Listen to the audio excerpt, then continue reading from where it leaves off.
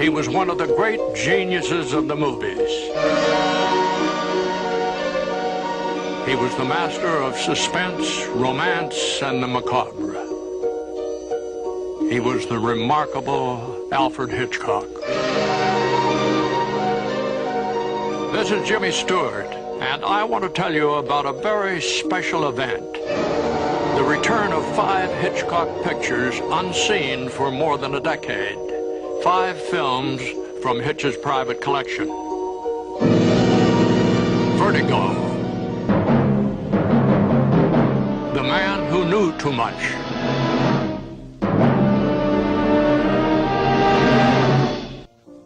Nothing will ever hold you like Alfred Hitchcock's Rope.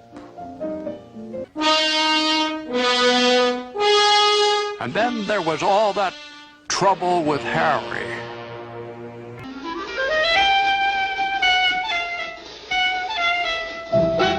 And finally, my own favorite, Rear Window. Experience the genius of Alfred Hitchcock.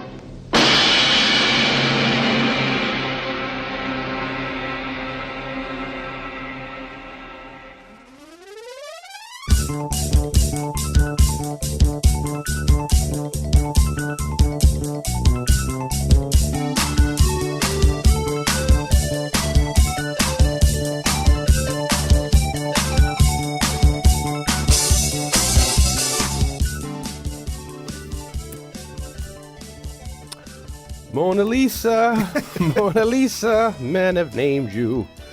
I love when you serenade. I know. I start off like, hello. Hello, young lovers, wherever you are. Welcome to another edition of Saturday Night Movie Sleepovers. That is J. Blake. And this is Dion Baia. And I've just confused you. I'm Dion Baia. That's J. Blake. And we're Saturday Night Movie Sleepovers. There's confusion, I've noticed, and not surprisingly, because there's always been confusion about my name. People are like, do you go by Jay? Do you go by Blake? Do you go by J. Blake? Do you go by J. Blake? And my standard answer now is I go by Blake, but I'll answer to either. That's what he says to the ladies. I go by both, but I answer to either. Well, my name's always been confusing. People just call me Dion Baia or well, some people Dijon. pronounce it Dion. Yeah, Dion. What are you going to do at that point, you know? Someone introduces you like on TV or in radio, you're just, okay. I was interviewing somebody for the new Scored to Death book, and his lyricist, when he used to write songs like in like the 40s and 50s, this guy, his lyricist was named Dion. Oh, and it was spelled D-I-O-N, but he pronounced it. I bet you, 5 will give you 10 that poor Dion was actually Dion, but because he was in the industry, he didn't tell anybody.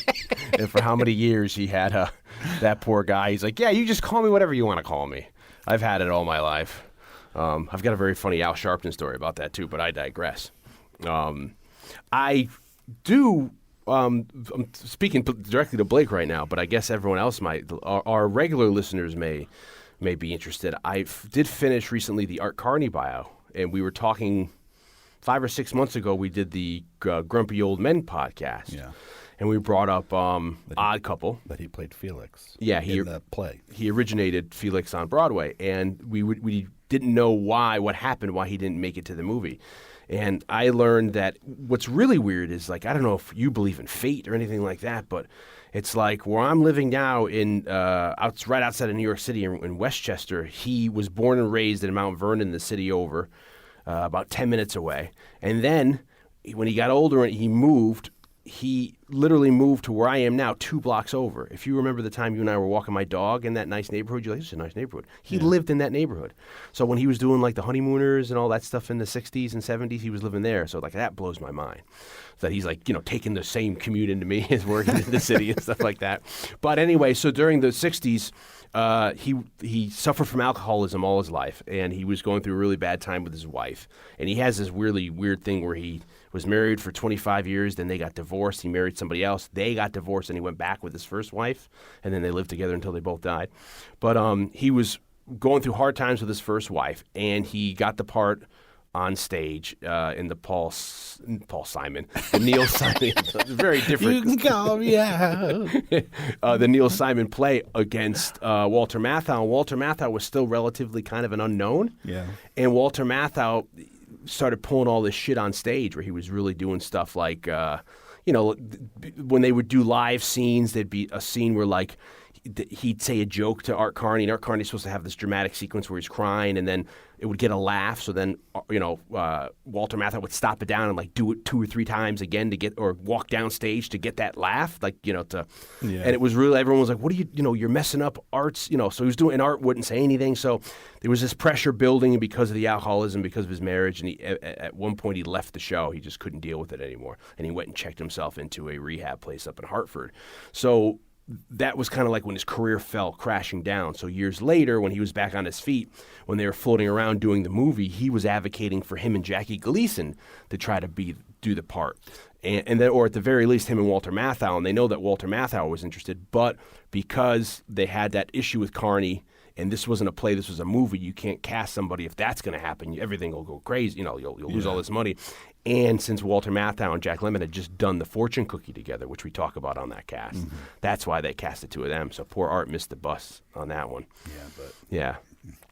I know. But Jack Lemmon didn't make it into the Star Wars holiday special, so he did not. He wasn't the proto Lando Calrissian. Yes. So God bless our Connie. So he was doing just fine. Exactly. And Jack Lemmon suffered from alcoholism too. Maybe it's just that part of Felix Unger. Felix, And then later on in the career, in this maybe late 70s, Art Carney reprised or did the play again, but he played the Oscar role, and I forget who played against him. Playing, it was somebody weird. And I was like, oh, that's that's interesting to have them. Quite a bit older, right? Yeah. So they had him be like, in his like late 50s playing. And then there was another guy who, I forget who was the clean cut, played against him. Oh, well. And then we talked years ago, too. Borgnine played it with, Borgnine played the Oscar role, and then Don Rickles played the uptight Felix role. And then Neil Simon actually said to him, this is my favorite. He said something to Borgnine. In the Borgnine bio, he talks about it, that this is my favorite pairing, or you guys are really how I really envisioned it, or whatever. But anyway, I was just, because I was so flabbergasted reading the Art Carney bio that, he lived around the block from me, and he can go to the same supermarket. Like, I just finished the Art Carney bio. I was like, nobody knew you were writing an Art Carney bio. I just finished penning my Art Carney bio that I wrote myself for my writing class. I did it for my essay class. Well, anyway, so we're here. That was a little reference to our. If you haven't listened to it, go check out our November. It was our Thanksgiving. Our Thanksgiving, 2018, and that was about 6 months ago, I'd say. Give or take. Well, let's see. Last week we did Pee-wee's Big Adventure. And that was fun. And then we that was coming out of Rock Climbing February. And Rock Climbing February. February Rock Climbing. We need to make promos. Rock Climbing February. Saturday Rock Climbing February. And we've actually had people asking us too. I've noticed more people on Twitter. Want more rock climbing movies? No. They do. After we talked about high ice last week, they're like, you got to do.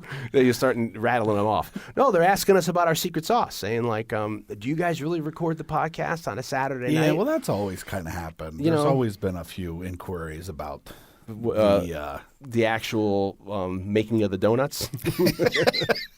And I want to say we do. Right now, we go all out. Blake and I get into our old G.I. Joe and Transformer onesies.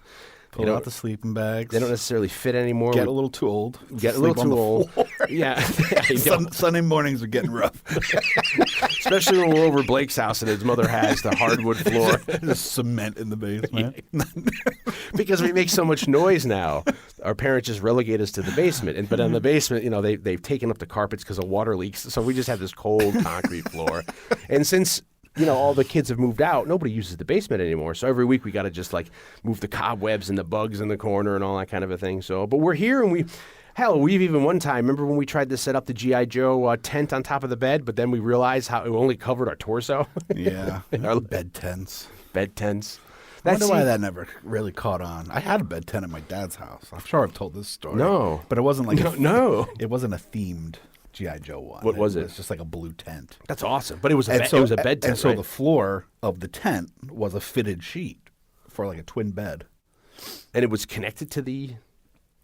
Was it anyway connected to the tent or no? I don't see. Since I never had one, this is where my ignorance comes into play. I don't know how they actually did that, because I've seen now infomercials where there's ones where they're just generic ones and they seem pretty cool where they're like LED.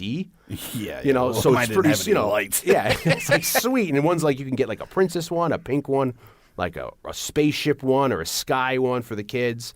Where now it's like, back then yours was just a generic tent. Yeah, it was just like a blue tent. Would it click on or anything or?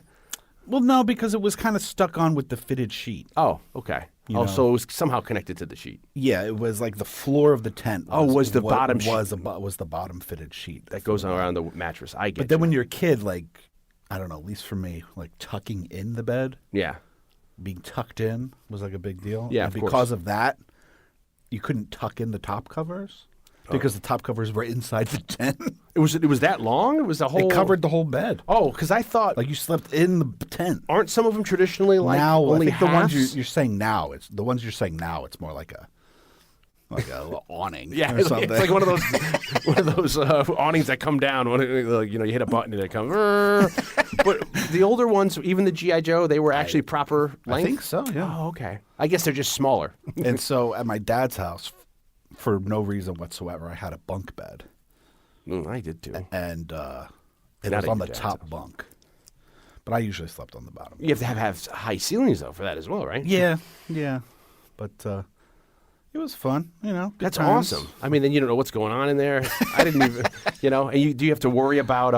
And it's zipped up and everything. Yeah, so what happens if the kid has a seizure or something? Then you're trying to get into the tent. That's a good horror movie right there. And you open the tent and the kid's not there anymore. And you hear like, Mommy! in the wall. Yeah, exactly. Caroline? Yeah. She's in the tent. If anybody out there had a bed tent. Yeah, send us pictures of your bed tents. Please send us nudes. No, I'm kidding. Send us pictures of your... let us know about your bed tent on Facebook. Oh, I Twitter. remember they had a G.I. Joe, they had a Transformer, they might have had like a He-Man or She-Ra, but that must have been a very lucrative industry. I did have the Transformer Big Wheel. You did? Yeah, where it's just like the front of it kind of flipped up and it was like a robot face. Anybody in particular or just a generic robot? I think it was just like a generic robot. It could be GoBots or... Yeah, it really could have. It might have actually been just a generic robot one. I had Transformer sheets, which I got really pissed off about because at some point my mom decided that it was her decision to just give them away to my next door neighbor when they were like that age. Yeah. And I was a little older. I was like, I want my Transformer sheets, God woman. damn it, Mom. For my don't you know woman. for my short single bed that I don't have anymore. But we talked about this. My big wheel was the we posted pictures a couple months ago. My big wheel was the chips thing that the kid next door broke. But it wasn't a big wheel. It was the chips thing was more of like a plastic bicycle. Yeah. That wasn't even a bicycle. It was just you get on it and then it maybe I don't even know if you just push your feet. And then after the kid next door broke it in front of everybody and they laughed, my dad got me a proper big wheels. It was a Knight Rider. I just imagine that scenario being like fisheye lens, you looking around and everybody laughing at me, different color, and they're all coming in, and as they get close to my face, it distorts. Little Dion. Yeah. Psst, I'm peeing on the ground. There he goes again, little Dion, little Dion. Yeah, it was a horrifying experience. And I have a memory now that we're talking about it of having a Dukes of Hazzard one. To maybe what me and my cousin used to do is we'd go to the top of a street, which wasn't really an incline at all, but to us it was like Mount Everest, and we'd be on the sidewalk. We'd go all the way up, and I remember my parents would tell us like, don't go past this street and this fence, so you get to a certain point, and that was your starting position, and then him and I would just race down. And I mean, the fun we would have going down on these like all mishmashed and broken sidewalks, and you're flying, and then gravel getting kicked up. flying. You have no protection on. You're flying. And then what would end up happening too is with the Knight Rider. The Knight Rider had this really awesome e-brake on one side. Yeah. So in theory, you're supposed to speed. You're supposed to turn your back end and you screech right out like you would probably see a car. In reality, what would happen is you'd hit that e-brake and you'd be ejected from the thing. So you'd stop, you pull the e-brake, it would flip your back end, and then you'd be ejected the other way. You get up and you'd have all cuts and bruises. That was awesome. Yeah, let's do it again. Oh, I'm going to sit this one out, guys, though. My knee really hurts. Thick coat of gravel stuck in your wounds. Yeah. I don't know. Do they have big wheels anymore? I've seen they have now, which I thought would be cool for years. I was saying they should make adult-sized big wheels, but then now I've seen they kind of have adult-sized big wheels, and they don't look as fun as because they look like adult-sized big wheels. Yeah. I was picturing them making like a big old plastic version, like a She-Ra or whatever you were into at the time, or GoBots, or what's the other one? License that shit. If we can get some licensing, do some proper we just enlarge the scale. That's all. But then you probably get no traction because the tires are just that crappy plastic. Well, you might need to put a little bit of rubber on there. Yeah, you have no tread. The weight of an adult. That's what I'm saying. It just becomes like a stationary bike.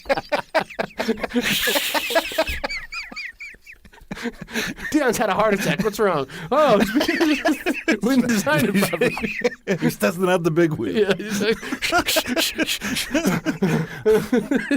he couldn't get away because he couldn't get any traction with his big wheel.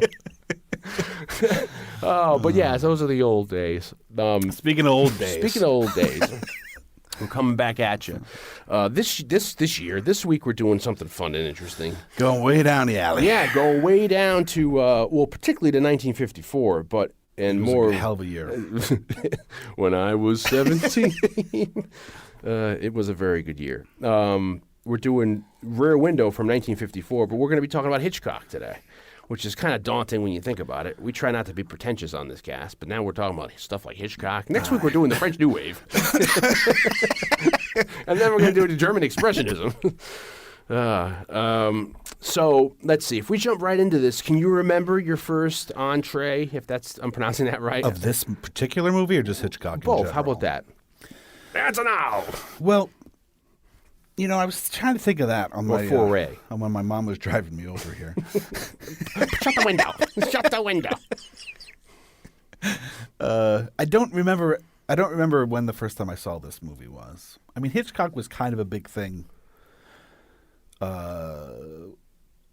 my whole life. We've talked about this privately, probably on the show. Like, your dad was, much more into actors. Mm-hmm.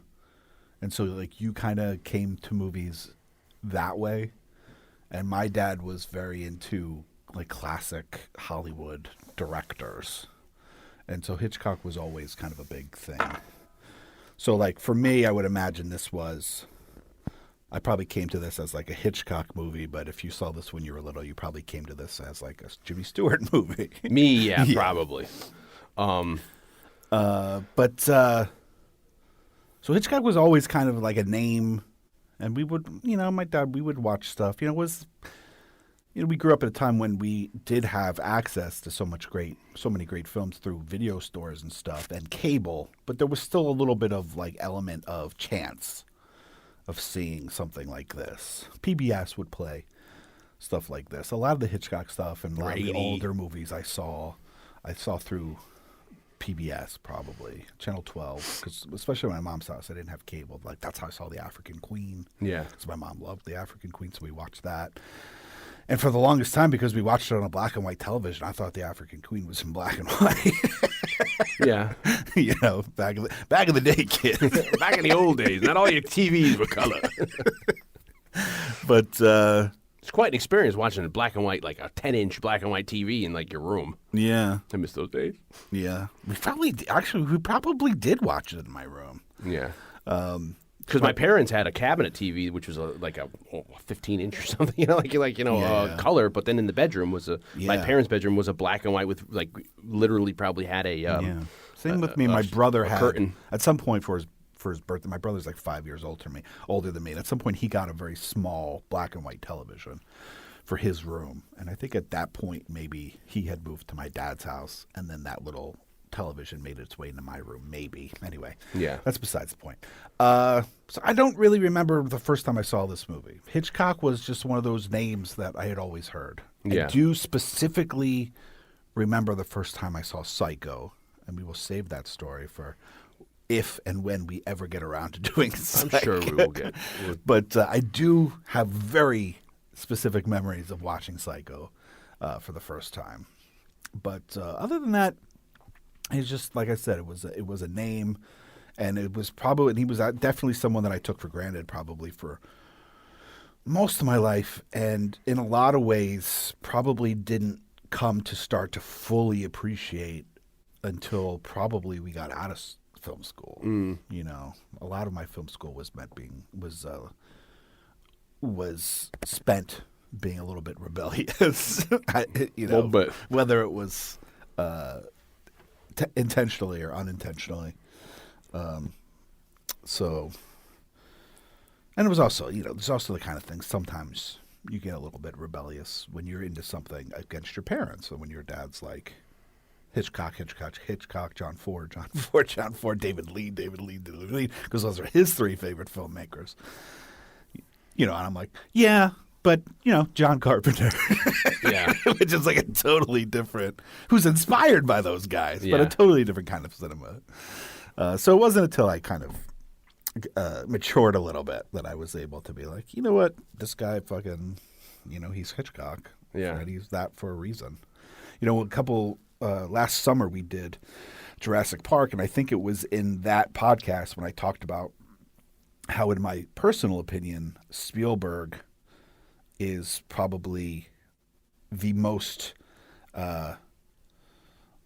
fluent director in the language of cinema that's probably still alive and working today. Just like the way he understands how to tell a story in cinema is very unique, very specific, but like also almost perfection the way he does it. And Yeah. when you watch something like Rear Window or Hitchcock movie, you see that dialect Yeah. of cinematic language, level you of know, competency. at its like most at its peak, you know. So it was really interesting revisiting this one, having had that discussion about Spielberg and feeling the way that he displays information. And I think in that particular podcast, I talked about the scene where Laura Dern's rebooting the system, and then it pans down and you see the electric fence, and then it cuts suspense, to them on the yeah. like climbing the electric fence. You know, it's just like this. That's like makes me laugh. It's so perfect the way it's displayed, and there's a lot of that going on here. The way Hitchcock just has a command of the language of cinema is kind of astounding. Yeah. I don't know, to answer my own question, I don't really remember either coming into Hitchcock. I think maybe I might have saw him prior just on the Alfred Hitchcock Presents. Sure, Because that was in syndication when And we were then there little. was an 80s Yeah, version and I of don't it when remember we were that a kid. one. I maybe if I saw particular episodes, because I went back and looked, because you brought it up recently that they did the Man from the South, the one with Steve McQueen and Peter Lorre. It's Yeah. I can't remember who was in it, but I The- remember watching it specifically and being kind of really creeped out. And I can't remember now who played the Peter Lorre part, but the Steve McQueen guy was played by and I can't remember his name either. I think his name is Steve, the guy who plays Al Pacino's brother in Scarface, Oh, yeah, okay. or his friend, and he ends up shooting him at the end because he's having sex with his sister. Remember, he kills him. Spoiler. Oh, no, I'm sorry. Whatever that guy's name is, I forget his name too. And I've met that gentleman. He's the guy that plays that part. But anyway, I remember specifically watching growing up the Alfred Hitchcock Presents, and I used to find them I used to love the Twilight Zones and all the other stuff that was modern of the era.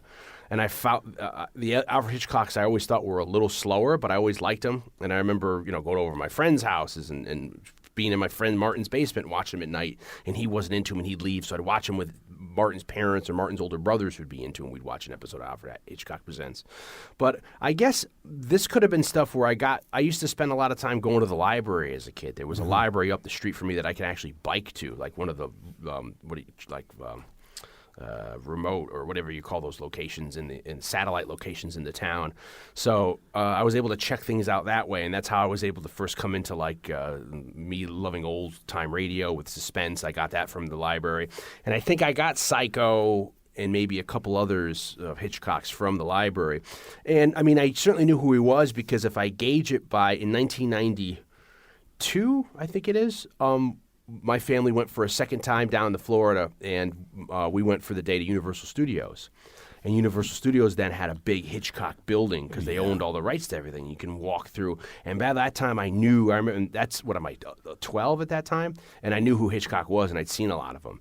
And I remember they had, like, they showed you how they did the fall from Saboteur off the the Statue of Liberty's hand, or they had how they did this in Psycho, or they had this and that, or they had the Psycho house. You can go take a stand here, and you can, and then I remember specifically, and I went back to see, and I don't have any of these things transferred from VHS to DVD because I had my video camera when we went out for all this stuff, but they had a little installation where you'd walk up to a rail and I don't know, say 20 feet across, they'd be it'd be almost like a replica of all the apartment buildings with little movies going on. Little TVs, and then in there's little movies, and I think there maybe even be somebody there who's giving you some sort of tour. They'd be like, okay, see if you can find the murder, and then you'd have to look with binoculars and see if you could find the murder happen in 20 different things. And they're like, okay, you missed it. Well, here it is. So I remember all that, and I knew what it was. It was like a live show. Yeah, and they would show.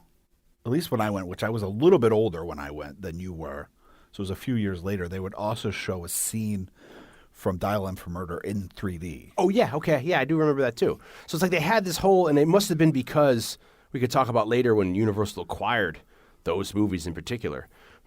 They were, because I remember I bought a shirt. I came home with like a Norman Bates Psycho shirt, Vacancy. And then that's another thing too, is growing up, the sequels to Psycho. I might have even seen Psycho 2 and Psycho 3 prior to seeing the original Psycho. I probably saw Psycho 2, or at least sections of Psycho 2, and if I hadn't seen the whole thing before I saw Psycho. And then me knowing Anthony Perkins from The Black Hole, and I'm like, oh, it's that guy, Norman Bates. So that might have been a foray into me, a June foray into me seeing Hitchcock.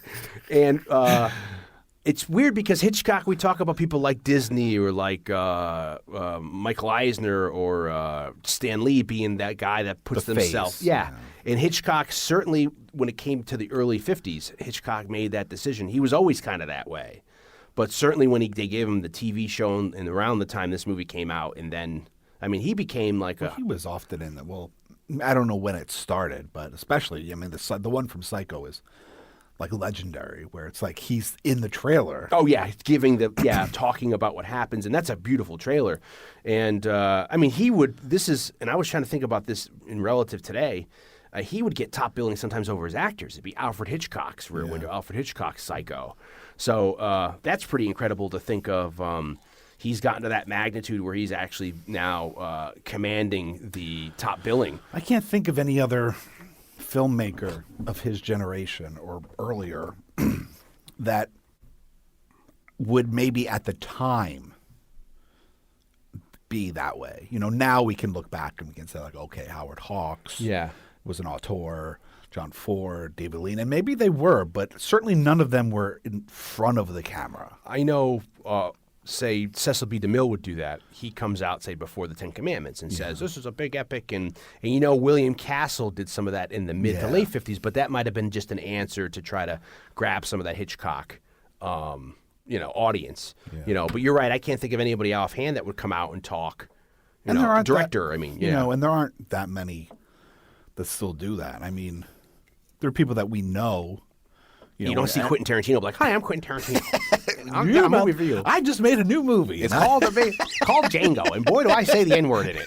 Let's see a clip. For people, for our Italian listeners, Argento's always kind of been that way. Like in the 70s, he hosted a television show, and I think even maybe in the 90s, early 2000s, he hosted like a Giallo-style television show, and he has a bit of a persona and a fame and like a celebrity in his own right.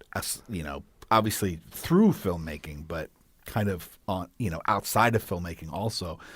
And Scorsese does a tad of it. He cameo kind sometimes. I mean, you have Steven Spielberg cameo like in the Blues Brothers, but you have Scorsese cameoing in Taxi Driver, and then to a point now, remember he was doing, like, what was it?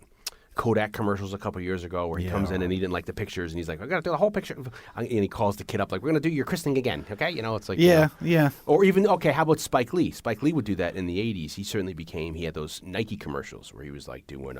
you know, but he wasn't Spike Lee in those no, commercials. exactly. I forget he was a personality with the hat and the glasses. He wasn't, I'm Spike Lee and this is...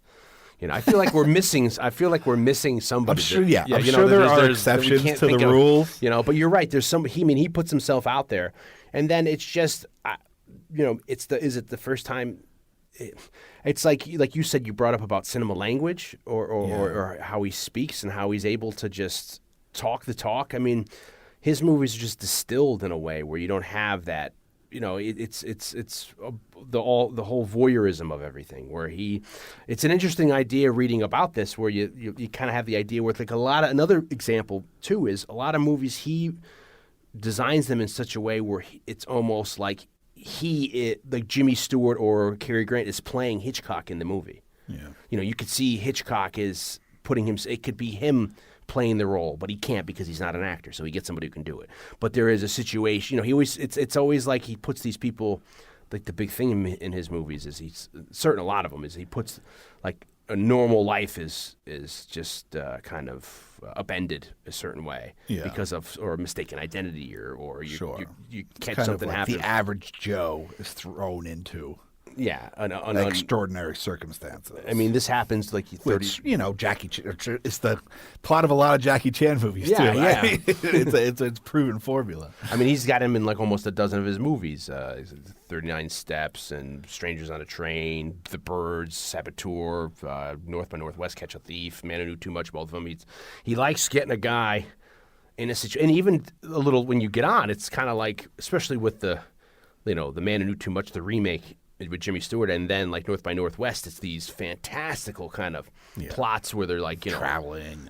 And it's spies, or it's like either it's with Saboteur, it's about like Nazis, the Third Reich, or then in the 50s maybe it's communism or just Cold War stuff. You know, where Rear Window is just a simple catching a murder. It's just fascinating that he's able to have a certain, and then he's also by that time they give him the freedom to do what he wants, you know, and able to just not really, you know, they don't really have too much control. Like I guess David O. Selznick, earlier in Hitchcock's career when he first got to America, he does Rebecca, which is his first American film. That era in the 40s, Selznick is kind of on him. But then when he leaves, I guess that's Warner, and he comes to Paramount. I mean, he notoriously really didn't, pun unintentionally, there because he made a movie called Notorious with Selznick. But he didn't care. They didn't get along. No. Because Selznick was, back then, and you know, and still to this day to a certain extent, producers are really a big creative force in the movie, and the directors are hired by the producers to, you know, put their vision on celluloid. But Hitchcock was coming from a different spot, so you know he was coming from like his movies, not Selznick's movies, and so Hitchcock would only shoot. And this is a brilliant exactly what he needed to be assembled exactly the way he wanted it, so that Selznick couldn't change the movie in the editing room. Yeah, so if he shot, you're supposed to shoot coverage. They tell you in film school you shoot coverage of a scene because if you get into the editing room and then you suddenly realize something doesn't work, if you don't have that reaction shot or the long shot or whatever you need, you may box yourself into a corner and it may look terrible. So what Blake is saying that if Selznick... Basically in editing you want options. Yeah. You know, because... like you said, sometimes the execution of what you have in your head doesn't necessarily always work. Yeah. You know, George Romero, who I think, you know, we did when Romero died, we did a little bit of a tribute episode to him, and I think we talked a little bit about him as an editor, because to me, Romero's biggest strength as a filmmaker is probably in the cutting room. And when you look at a movie like The Crazies, that movie has a million cuts, you know, his version of The Crazies. And Romero's, you know, his thing was always as an editor, like, I'd rather have 100 like mediocre shots than one really great one. Yeah, because I could, with 100 mediocre shots, I can make anything work. But we talk about that in Dawn of the Dead this past Halloween, because that's why there's so many. That leads to those different variant cuts of Dawn of the Dead because of that. Yeah, true. Yeah, yeah.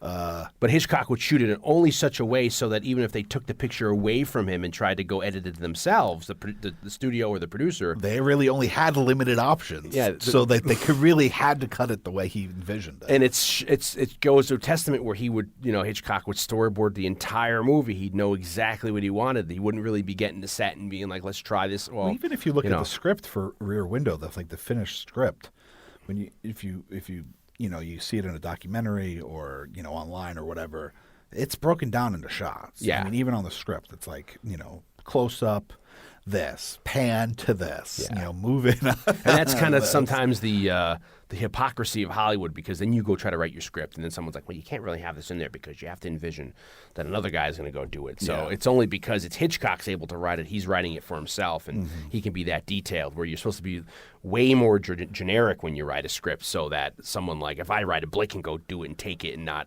and do his own version to it. So Hitchcock certainly had a way. In Selznick, that shows up in this movie where he makes Raymond Burr look like Selznick. He makes Raymond Burr have the white hair, wear those style glasses, hold the phone in a certain way, all to like just kind of what's the word? Kind of lampoon Selznick to a certain extent. So once he leaves, I guess that's Warner maybe or so in the 40s, and he comes over to Paramount. He gets a 5-picture deal with Paramount, and the deal was that he would be able to get a 5-picture deal with Paramount that would allow him to produce and direct his own movies, which he would be able to then retain the rights to. And that ends up being Rear Window, The Trouble with Harry, The Man Who Knew Too Much, the remake, Vertigo, and the 5. And then because of that, the studio would want a 6th movie, which would be a commercial film that they would have the rights to or retain, and that ended up being To Catch a Thief, the Cary Grant, Grace Kelly movie. So he comes over here to Paramount in the early 50s after leaving Warner, and I think he had just finished I Confess over there. Yeah, there's that Rope. There's that period with like post Selznick and pre Paramount that like I'm just confused about. There's a couple like where things are, because at that time was the studio system, so he would maybe be lent out to direct something for another studio, even though he was under contract with Selznick. Like I think he gets lent out to make like Suspicion or something. Like maybe I'm wrong about the movie. So even though like those are during his Selznick years, he makes a movie for somebody else. So there's a lot of confusion because you have there's a lot of great movies during that period. I mean, you got The Wrong Man with Henry Fonda. This is 50s, and those are black and white as well. I Confess, Suspicion's a little before with Notorious is with Selznick. I Love Rope. Rebecca's his first, like I said, American movie. He does in America. Shadow of a Doubt.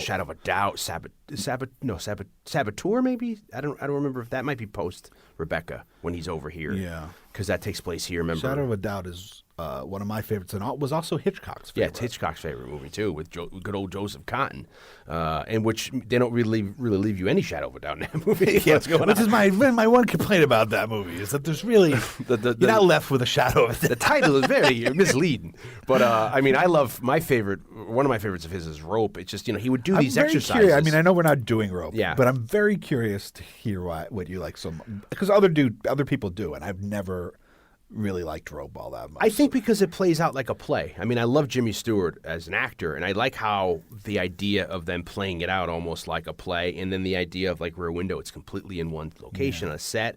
I love Through Their Window that New York City skyline that they have to change, which is what you end up seeing with what they do in this movie, Rear Window. I love all that idea, and then I like the idea of trying to play this stuff out long, because the idea with Rope is that, Jesus, what is it? It's only like 10 or 11 different takes, but what he would do is he would do a whole take with the attempt was to make it a seamless movie with no cuts. Yeah, to make it appear that way. Yeah, but a reel of film is roughly 10 minutes. Yeah, so there had to be cuts so that you could change magazines with the reels. So the reason why I've never really liked it, and it's funny because this is it's a similar concept in that this is really Rear Window is really one location, yeah, and Rope is really one location. But by doing Rope as like a one continuous movie on one set played out like a play, like it eliminates anything cinematic about it to me. Yeah, well, maybe that's which is why yeah. like I'm like, and that's why I think is why he doesn't like it. It was it was like an attempt to do something that he feels was a little bit of a failure, and I didn't know that when I first saw it, and I was just like, I appreciate the attempt of what he's trying to do. I don't think it's entirely successful, but it does kind of. Whereas Rear Window is maybe one of his most cinematic movies. He ends up doing like a one location movie, but makes something completely cinematic out of Rope. it. Yeah. Whereas Rope is very much like it's very much a play, It's and confined. that's why to me I don't really like it all that much. I mean, I don't hate it, but as far as like if I was going to put it on a scale of my Hitchcock favorite movies Hitchcock, yeah. I loved, it would be lower on there. Is it his first color movie too? Maybe. Rope? It might be. And I love. I mean, as you just said, I'm a character-driven, performance-driven guy. So I love Sir Cedric Hardwicke in it. I think he has a fabulous voice. Yeah, well, the performances are really great. Farley Granger, who ends up being then in one of his best movies of all time, Strangers on a Train, which is also around this period. And then, of course, Jimmy Stewart. And I like the play, and I mean, the movie, there's a conceit where even they shot a scene of Rope of the victim, and not to get into the movie, and that was the only scene that was going to be outside the apartment, and they end up scrapping. They don't show that, and I think they only show it in the trailers. And then it cuts to Jimmy Stewart like, that's the last time you're going to see him alive, and it's the last time I am. But the conceit is at the beginning of the movie starts with the murder. Yeah. And then it's based off the Leopold and Loeb and Leopold case from the 1920s that another movie Compulsion, the Orson Welles, who's in a movie about these kids in the 1920s who actually committed this murder, and they thought they were so smart they wanted to see if they could. And that's like a theme, and it seems like in decades or generations, where every generation or two you get these really smart-ass kids who are like in their teens who want to see if they can commit a murder. Because this just happened a couple years ago. A couple girls killed this poor little girl to just see if they could do it for like bloodlust, and it's terrible psyche. But it was based off that case, and at the beginning of Rope, you see them kill the guy, and they put him in the trunk, and then they host a dinner party, and they want to see if they can. And then they're so happy with themselves, they almost give themselves away. Yeah. And then Jimmy Stewart's their professor that comes over, and he starts to realize. So Rope is 49, I think, and the problem, like what Blake is saying, you can only have the longest of his takes can only be 10 minutes. So you have to he'd have to do a clever thing like he'd pan and then go into somebody's back and try to make it seamless. And then when you come out, that'd be a cut or something like, try to get different stuff. When you have to be really good about staging. And Jimmy Stewart says that was probably the hardest movie he ever did, because if you messed up at some point during the take, you'd have to go back to one like it was a play and start everything over. Yeah. So I think I like maybe the technical prowess on that end. But you're right, this ends up being the Rear Window, a polar opposite, because it is a one-location movie, but then there's so many cuts. Yeah. And there's only a handful of cuts where you're not Jimmy Stewart's point of view. There are a couple shots where you leave the apartment. Yeah. Like when the dog dies. But it's also alert. like not even... I think like the layman wouldn't even notice. No, it's only like in that scene when the dog dies, there's reaction shots. There's a reaction shot of Miss Lonely Heart. Yeah. And it's maybe the first time you even see the reverse of what Jimmy Stewart's apartment really looks like until the very end when they're trying to rush over and he's hanging out of the window. Yeah. So yeah, it's so that's like the other thing I like about Hitchcock is I'm like a sucker for like bringing up Art Carney, having the mindset of thinking like somebody was actually here sitting in this chair, or, was around in this location, and I'm here now. It's it's weird, And I like the idea in Hitchcock movies that like some of the bigger ones, he puts them around, like Mount Rushmore in North by Northwest, or Statue of Liberty in Saboteur, and Rear Window. It's a Greenwich Village, and then you only get that little San Francisco. San Francisco, such a character. In exactly, that movie. And you get that little sliver in New York City in the alley, people going by in Rear Window, and I mean certainly you can't say that about Psycho is in a motel you don't know about, but there's certain I love when he puts you in places that you're Grand Central in where I go to every day in North by Northwest, where you could see these, and then you have this fantastical plot be carried around through that location you might be aware of. I don't know if I told this story.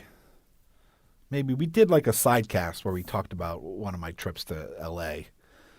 But I took It on might one of my have been trips. when you got back from your book signing, Scored to Death, conversations with some of horror movies' favorite composers. Close enough. And but I took the Universal tour at one point, like the Hollywood Universal tour, and you drive by Bates Motel, and then like this guy that looks like Anthony Perkins comes running up to the. Oh, they got a guy. Yeah, he comes running up. I'm just like that guy. That's all he does. That's what I'm saying. Like, all day. It dressed as a woman.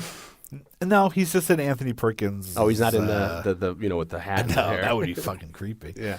But then right behind the Bates house, they have the crashed plane from War of the Worlds. Like the Tom Cruise the Steve movie. Spielberg And so one. we stop at That's scary. at the plane crash. Yeah. And it actually is really creepy. Yeah. Because it is just like this plane splayed out. Yeah. With, In a house or whatever. Pieces and stuff. Yeah. And the guy who's hosting, and you have two guides, tour guides. And they're like, if anybody wants to go get their picture taken in front of the Bates house, Or the plane crash. come and I'll take your picture over there. It was me and one other person. Nobody else wanted to go see the Bates house. Everybody else was just walking around the crashed plane. Nobody wanted to go see the fucking Psycho house. The Psycho house. You wonder it's because what was the I age just don't think range? anybody cares about it. Oh, but was it a bunch of young people, or was it skewed? Or it was some families, but I mean, you're getting on, Jesus, 60 years already, right? I guess from it's Psycho. I know, but you're right. It may not. People may not even care. I mean, I saw people talking about. Was it Psycho? I was looking up something on Amazon, or was it you who told me? So I don't remember my stories. I adopt people's stories as my own. Or you said someone said it was a good movie for black and white, or like when people were reviewing Psycho, or it's like it's good for a black and white, or an old movie, or something. Like, what are you, stupid? They get a lot of. It annoys me. How people won't. For the longest time, because because of that Alfred Hitchcock Universal exhibit that you were talking about earlier, Which I don't think is there anymore. I don't think it's there anymore either. But like you said, who's going to care about Alfred? which is a shame because it was very cool. Yeah, it's awesome. But as a kid, let me ask you, because I don't remember when I saw it. I was a little bit older, but there is by having the Statue of Liberty hand, and then by having, like you said, this miniature set of the Rear Window set. Did you get a sense that, or assume as a kid that that's how they did the special effects for the set? It was Jimmy Stewart looking at yeah, I get which wasn't the case. No, it was misleading to me. Yeah, I mean, and another thing why I was into it that so much, it was Jimmy Stewart sitting in a window looking at a little model with these little films going on. Yeah, like a little window. Yeah, like a terrible 8-inch, which camera. is completely opposite. Which is in that. They built the biggest set that Paramount had ever built up to that point. Yeah, indoor set for that. I don't remember that per se, but I do remember being really into it because you and I have brought up because of we then went into film. We loved behind the scenes stuff when we were little. Yeah. We loved the special effects, Tom Savini, or the splatter effects, or how you do this and that. So that day at Universal, my mom and my sister went to Walt Disney World. And then my dad and I only went to Universal, so we went on the King Kong ride and all that kind of stuff. And I remember, you had the Hitchcock experience, I'll call it. We had all this stuff, how you do this kind of thing. And then also, you'd walk across the street and you get on, and at this time, this is 1991, they have a ride for Earthquake, the mid-'70s Charlton Heston movie that has George Kennedy and a whole bunch of other people. And then you're waiting in line, and they're showing you, on TVs, interviews with people of how they did stuff, and then they would show you how to. And then while it was clever so you're not just waiting there for an hour because it takes you so long that they have you doing stuff in the line where maybe a pillar would fall on you, and they would green screen you up there, and you realize, it's only styrofoam, it doesn't hurt, So there was all that. So I was so interested in the behind the scenes craft of the saboteur, how they dropped the guy from the Statue of Liberty hand, or certainly seeing the Bates Motel house, and then you get a lot of that later on the the MGM Studios lot where you go and see like Yeah. how they did Honey, I Shrunk the Kids on the B, or the back tour ride of them showing explosives and stuff like that. So certainly people like you and I who were really into like movies and how stuff was made and making our own movies back then, Yeah. this was just complete fodder for us to like eat up, wanking material. So, For the spank bank. yeah, for the spank. I'm going to save you for later. All right. I'm some union guy. Yeah, all right. You got calzones? So, I mean, so my frame of reference is I must have known who Hitchcock was because this is, I'm 11 or 12 and I'm into it. I'm getting shirts.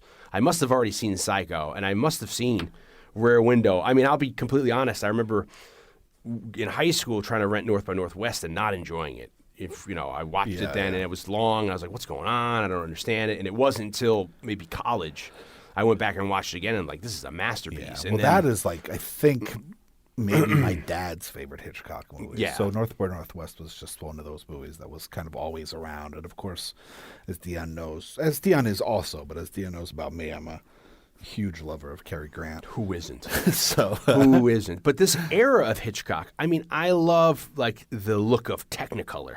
I love that 50s CinemaScope or VistaVision. And so like this era of him doing Rear Window, The Trouble with Harry, Vertigo, certainly, North by Northwest, just the look. I mean, that era of Manhattan in the 50s, I just love how everything looks and just the reds and the blues and the color temperatures. Well, that film stock is it's also just very specific. It's so lovely. So like it's very like Warner Brothers, like Rebel Without a Cause, like all that. So like I love this whole era of the time and everything. And before we segue into the movie, it's funny because then we used to have a joke, Blake and I, when we were in college, where we would we were going to cast ourselves a James Bond movie. Uh-huh. And remember that where we would have Well, yeah, I've always said that our perfect James Bond. Most of our impressions are all from classic Hollywood. So I always said that we would be a big hit on like the old person's home circuit. The convalescent home circuit. We would go around. And our joke was that, Ian Fleming had originally written the James Bond character in mind for like Cary Grant, but he had aged out. He thought he'd aged out of the role by the time they made the movies. So Blake and I were going to go back in I don't know what world we were in. What if Dr. No was cast Yeah. differently? Yeah. So we would sit at a diner table at like midnight, and we would go back and forth for Cary Grant cast as Bond. You had James Mason as Dr. No. Yeah. James Bond. Yeah. You expect me to talk? That's not even Dr. No. Mr. Hand or Mr.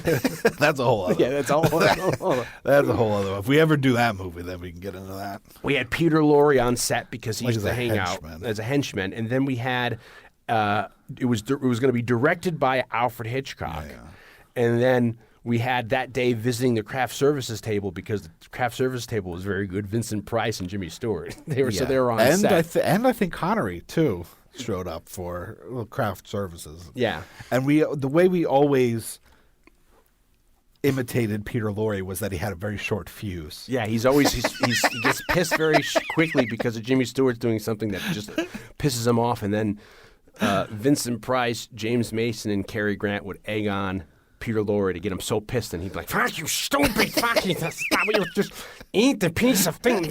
Give me the dip. Give me the dip." So it was. I think the skit that we had in our minds was that because of Peter Lorre's outrage, like the whole shoot goes to shit. Yeah, and it'd be like And they're in Hitchcock the would be like, "Let it roll." let it roll, and they'd be like in their big like Bond lair at the end of the movie, like it's almost like Austin Powers where they're like there and everyone's assembled and James Mason's giving his Dr. No speech of Dr. No and Cary Grant's like, well, I don't, and then everything just gets ruined. So we would go on for hours at nauseum doing these imitations, and we did that for years. And it was because of Peter Lorre's outrage and his acting out that that version of the movie Never- was canceled, and they recast Cost their- overruns, and because of that, the movie never got finished. They all went their separate ways. and then it got recast with Sean Connery made in the 60s. And that's how we like to remember it. And that's our Alfred Hitchcock, Cary Grant, Golden Age of Hollywood story that we would do in the old days when we would hang out. And that went on for years. I mean, we would improv that when we'd go to a diner and just start talking about again, like Jimmy Stewart's. And then we had an idea of them going to the video store. Remember, and then getting pissed at the video store. Yeah. So it was that we had a lot of spare time. We were a precocious we group were of odd. yeah. Which, like, maybe a lot of people can identify with that. Listen to the show. I don't know how many of them are Doing that kind of a thing.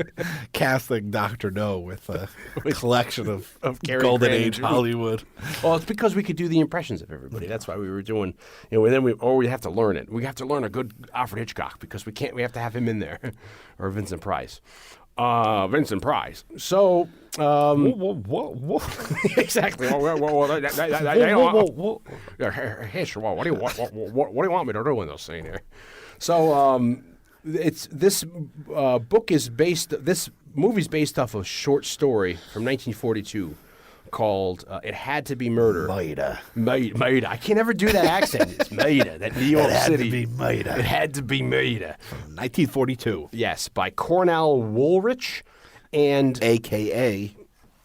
AKA William Irish. AKA William Irish in this. He wrote under both names. Yeah, and it's funny that later on, there's a movie that I had watched a couple years ago called Witness to Murder from 1954 with George Sanders and Barbara Stanwyck. That's basically the same plot, and that came out a month before Rear Window comes out, and it's her witnessing Barbara Stanwyck in a rainy night looking over the window and seeing George Sanders kill his wife, and then she's got to tell people, and it's one of these very low budget. It's a pretty good movie, but there's another movie called The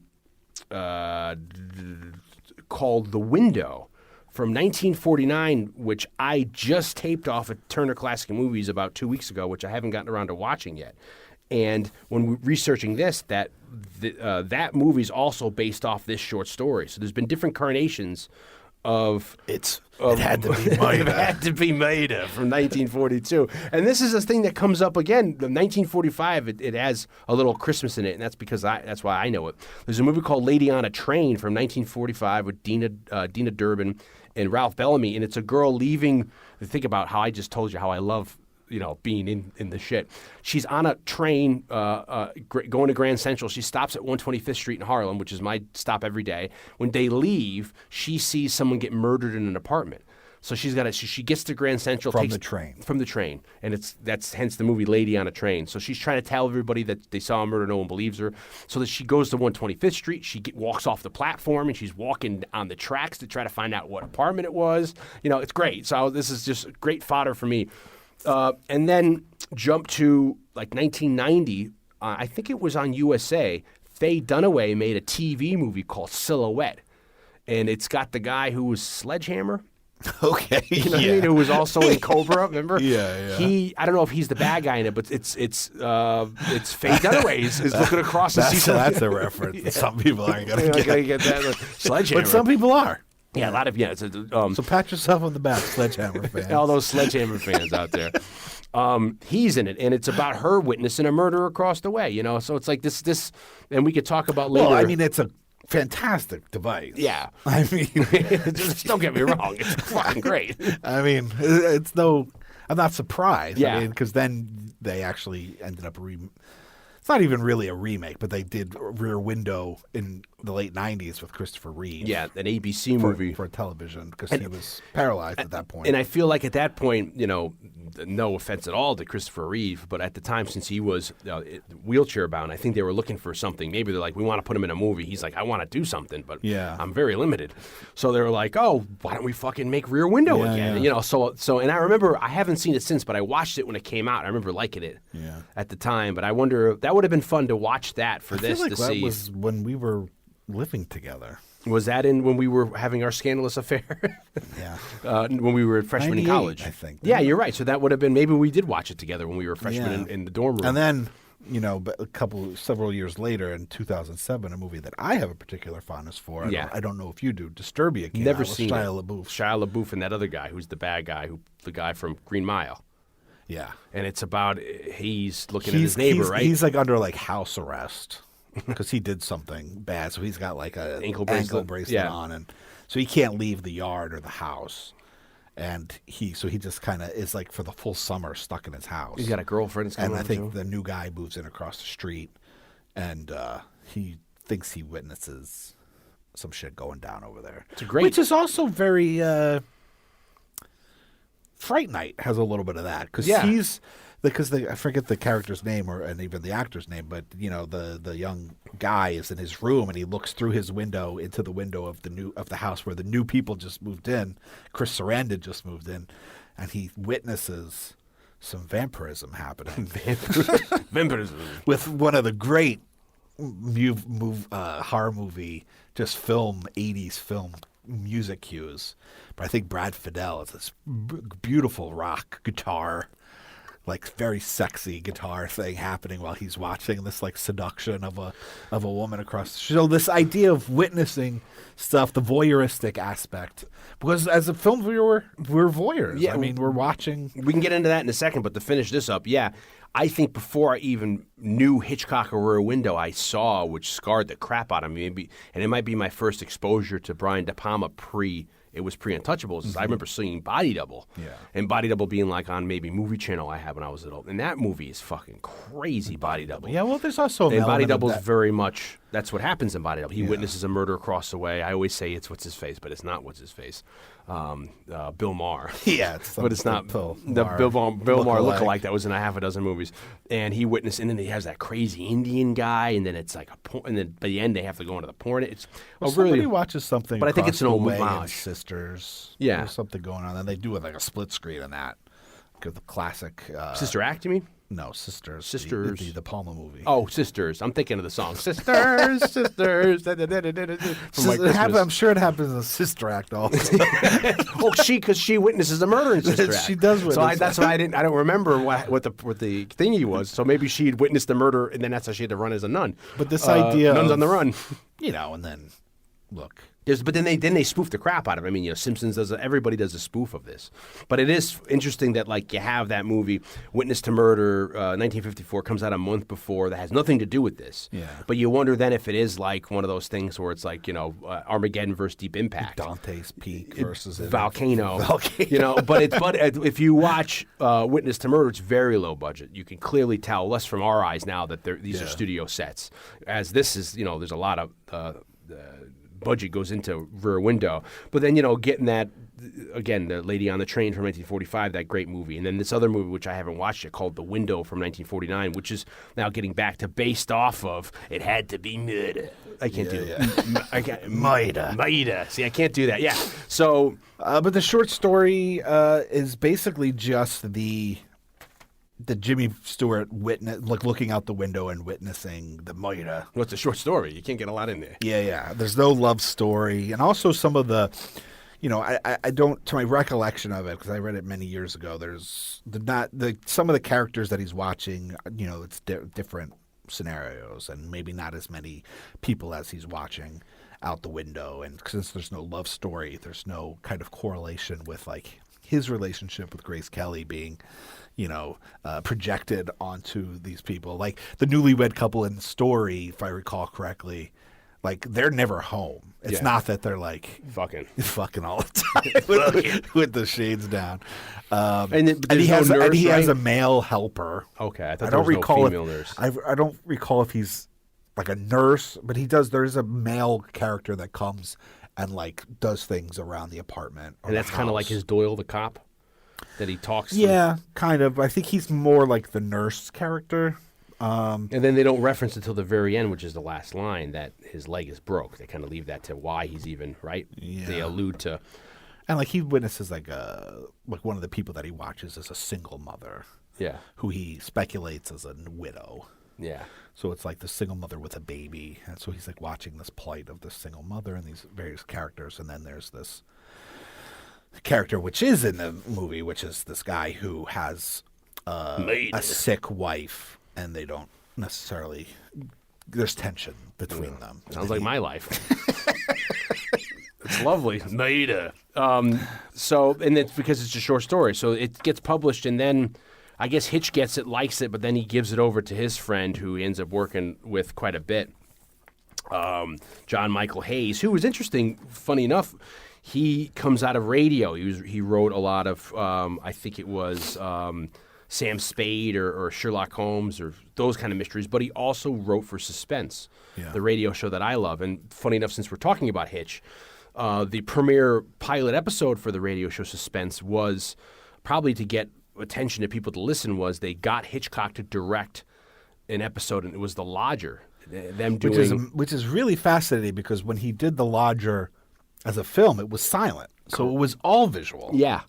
Without sound. And this is like 1939, I'd say. And so Hitchcock then tackles The Lodger as an audio play with no picture at all. Yeah, directs it. It's really kind of fascinating to see that juxtaposition of how this storyteller tells the story in completely two different mediums that are polar opposite, because when he did it as a film, there was no sound. And he's credited to doing the first British sound movie, Blackmail, from like 1929 or so. He's the first one to do a British talkie, which comes off the heels as Over Here, us doing the Jazz Singer. And he was very reluctant when sound came to cinema because he was very afraid that films were just going to become just shots of two people talking. And that's what it happens. So he comes up out of it in a world. He gets an education. He's born and raised in and around London. He gets various jobs doing clerical work. Then he gets a job in a house that makes like lettering, right? He starts doing lettering for films. Yeah, he does like the title cards. Yeah, and then he starts maybe doing different kind of assisting work, and then he graduates to doing directing. He starts directing films in the mid to late 20s, silent films. And I also think at some point he goes when he's in Germany, he goes to Germany and he makes films. Yeah, but like he's not directing there. He's doing the title cards and he's doing some of the production design. So he's getting a hand of this German expressionism that you and I talk about, particularly in Peter Lorre's Mad Love, about the German expressionism and how that affects. Come the 30s, this is what we talk about in Mad Love, that whole migration of a lot of European minds because they're leaving because of what's happening in Europe with the precursor to World War II, and then them all transplanting to Hollywood. That's why in the 30s you have that whole look of Universal movies.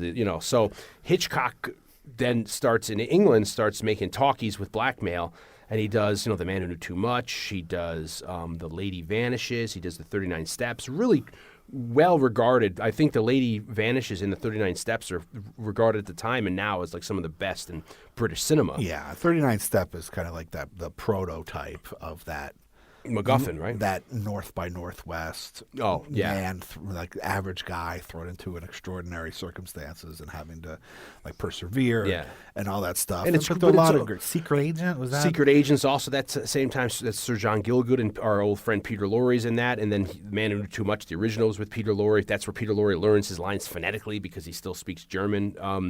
But each one of these movies, it's weird because they all have their own little thing. Where like 39 Steps has a or The Lady Vanishes has a little shtick, or not a shtick, or not. I wouldn't even call it a gimmick, but it's something that distinguishes each one. Yeah.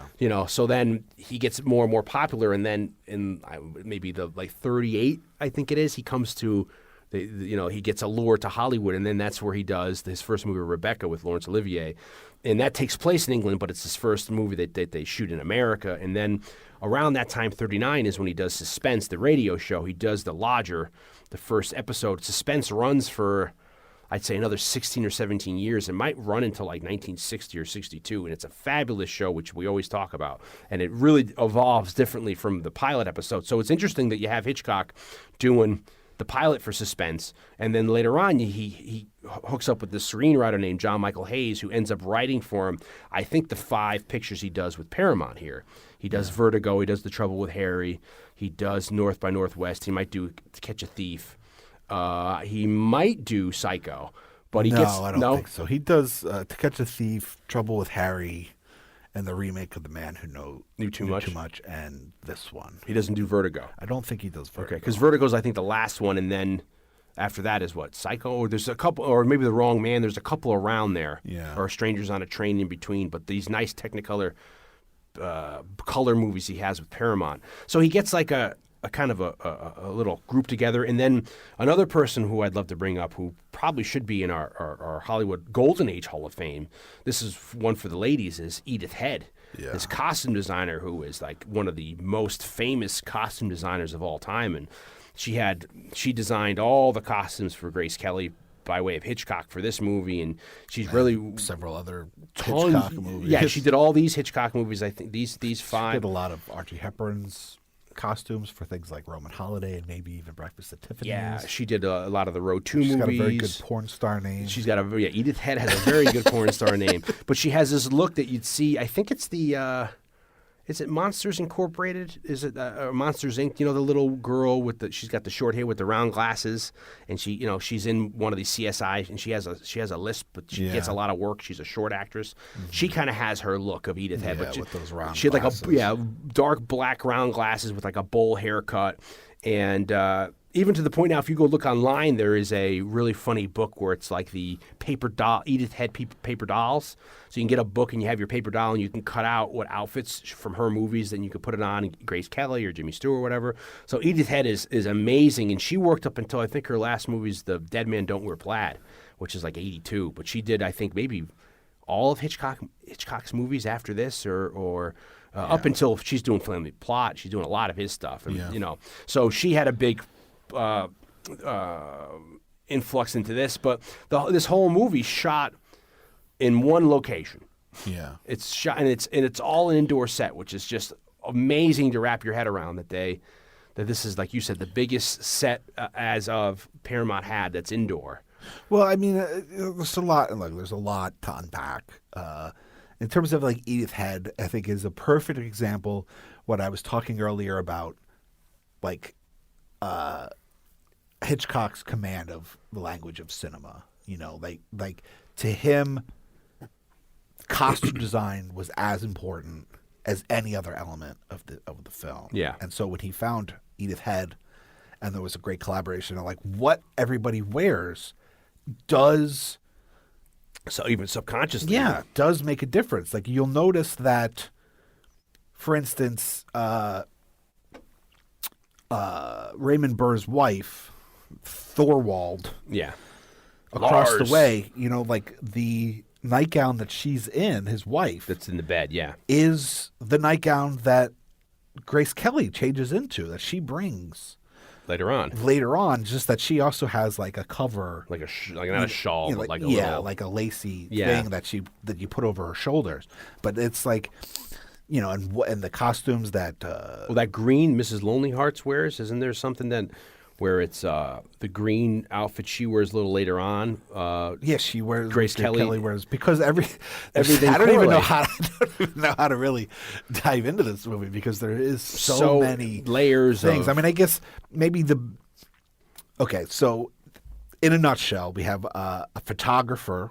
Who is a freelance photographer, travels around the world, who has a broken leg, and we learn that he's a photographer and how he breaks his leg through a single shot on a dolly that shows us him in a wheelchair, his broken leg in a cast, a broken camera, potentially where the accident where that camera and his leg got broken. Pans up. And then pans up and then shows other photographs that he presumably may have taken, which were other kind of catastrophic with other kind of broken cameras around. And then we see like more camera equipment, so we solidify like, okay, like he is a photographer.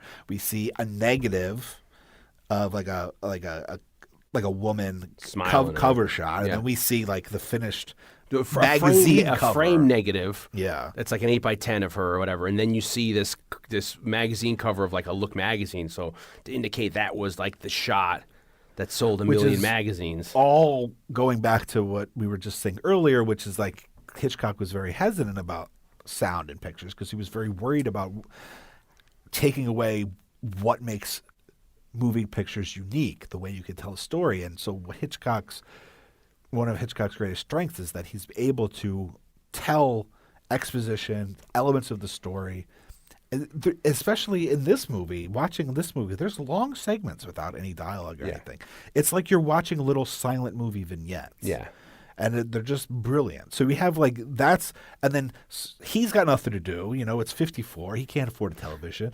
and it's also, we don't know, I think we see when it looks like he's broken his pelvis, possibly his femur, and it goes all the way down around the ball of his foot. So, and then when you pan up, you see that it looked like he was standing from the picture in the middle of a racetrack. Like he walked out into the racetrack, and then a car was crashing. I would hope not, because Jimmy Stewart's out there, but you see a wheel coming at him, and so you lead you to believe that he broke probably, you know, his pelvis, everything down to the ball of his foot, and that's why he's in this, you know, almost this one cast. And then this is 1954, so this is pre-air conditioning. Two things. I think if you had air conditioning in this world and if you had the internet, this movie wouldn't take place, because no one would be looking out the window. They'd be on their phones. And then if you had air conditioning, all the windows would be shut and the things would be drawn. But since this is the 50s, you still have icemen bringing blocks of ice. It's during a heat wave. Yeah, so everybody's got in New York windows. City. So everybody's got their... Because we see that because we get a shot of the thermometer showing that might it's even like in start. the 90s. It might even start with the thermometer pan down to Jimmy Stewart passed out with beads of sweat on his head. Beads of sweat pan down to his leg, and then that's how you pan off his leg to the crotch to the camera. And then you have... so he's got this apartment that faces... His windows face into a courtyard. Yeah. And New York City, Greenwich Village courtyard. And that's interesting, too, because you knew somebody who lived in an apartment that you forget that of course, in apartment buildings in the city or anywhere, you have front ones that overlook streets. Then you have other ones like this that it's the back apartment. So this one overlooks a courtyard. So there's this whole world that's happening within this little courtyard, you know. And sometimes you have to like walk through the building to get to this, you know. It's like sometimes to get there and all that. And as we discussed earlier about our gritty '80s New York, particularly discussions, people end up going crazy when there's heat waves. So like, you know, kind of people are like on edge. It's hot. You know, he's stuck in the. I don't know if we establish how long. City smells bad. Yeah, I don't know if we'd establish how long he's been sitting there, but he only got like a week left, right? They say 6 weeks. Yeah. He's got the cast on for 6 weeks, maybe. So he's at least in the cast for at least 5 or 6 weeks. Yeah. Because his publisher calls. And a publisher for a magazine that he works for calls and says, like, this is your last week. You're getting the cast off. And today. this was a scene, I guess, that they had shot. It was going to be the only scene that they were going to be outside the apartment. They shot it at this guy's office. Yeah. And then I think it was the screenwriter. It was like the assistant director. Oh, it was the assistant director? Who had worked with Hitchcock on a lot of films and was the guy that cast the dancer across the way.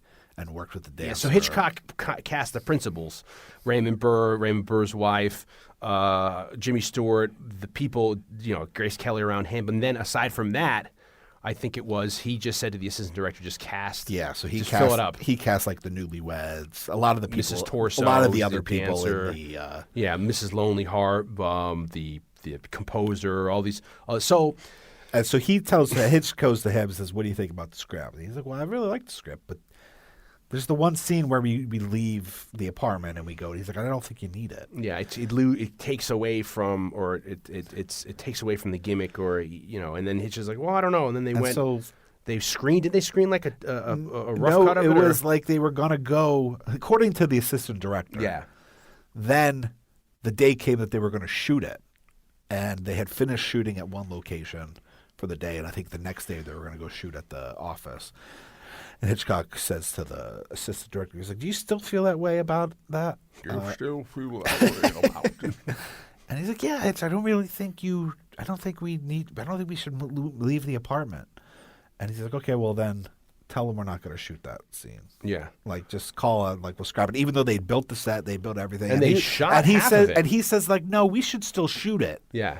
And at the very least, we'll use the audio that we take from it. So that becomes the phone call. They use the audio from the scene they shot with the actor, with the publisher, and it becomes a phone exchange. That Jimmy Stewart and you has can with tell that the actor who's playing this publicist that was shot in it just sounds like he's on the phone. They give you that disguise. So the exposition there is that he's stuck there. He's got one more week left. You know, you see him like with a back scratcher trying to get itches under his cast, and then he's just stuck there looking out the window.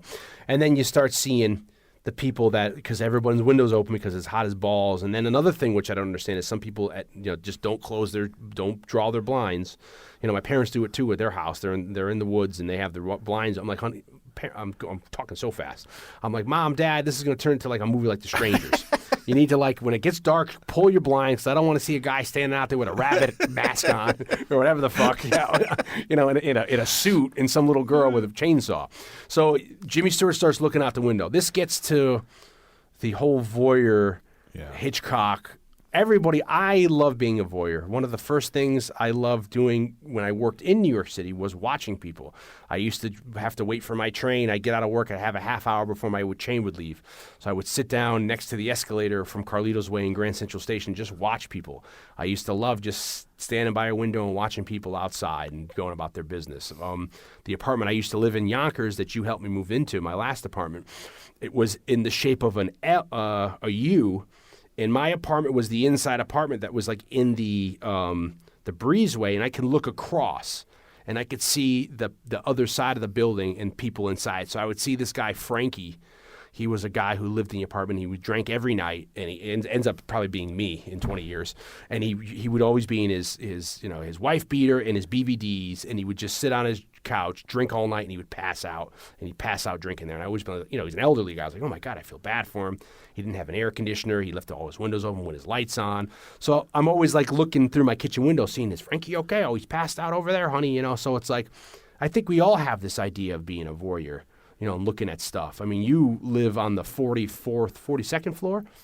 Now I live on the 39th floor. 39 steps. But it's like, and you have a freaking, another thing which is scary as hell. You have a balcony. A balcony. That's like, so go out on the 39th floor of a balcony looking down. It's like, I always find the whole voyeurism in Hitchcock, and then him being the auteur, we can get to what that particularly means, is like he will tell the audience what to look at.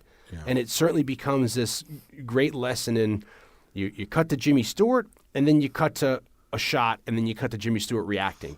And Hitchcock talks about, you could have, Jimmy Stewart sitting there looking at a kid, an elderly man giving a kid a balloon, and cut back to Jimmy Stewart, he smiles. Or you could have Jimmy Stewart looking there, and you can have like a girl having sex with another guy, and you can cut back and have Jimmy Stewart same smile, same shot, but it means a whole different other connotation, like just because of what you're showing the audience. The juxtaposition of shots, and that's what the mise en scène of cinema. Yeah. I mean, it's just. I mean, they talk a lot about that being, this being the perfect example of Hitchcock being like a subjective point of view. Silent movie, like that, telling the shots. It's it's really interesting when you put it in the context of something like when we were just having the discussion about Rope, how you would think the confines of doing a one location movie can really hinder somebody. Of course, there's a lot of great one location movies, whether it be, A Night of the Living Dead or 12 Angry Men. Something like that. But to make something that way so cinematic is really amazing. And this idea of this guy confined to a wheelchair and his only real entertainment to pass the time. I mean, he could be. And he could read a book. He has no radio, and he doesn't seem to have any TV in the apartment too. And this is of the era, the 50s, is when people were getting televisions in the homes.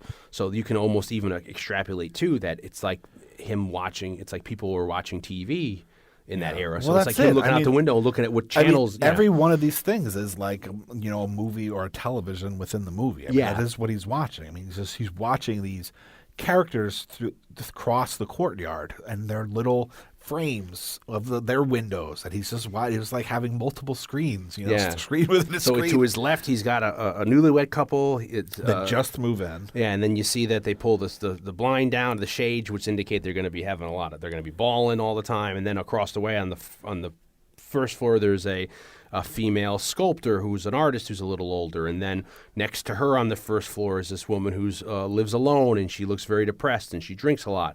Above her on the second floor is Raymond Burr's apartment. He lives with his infirm wife, and he's a traveling salesman. To the right of them is next to him.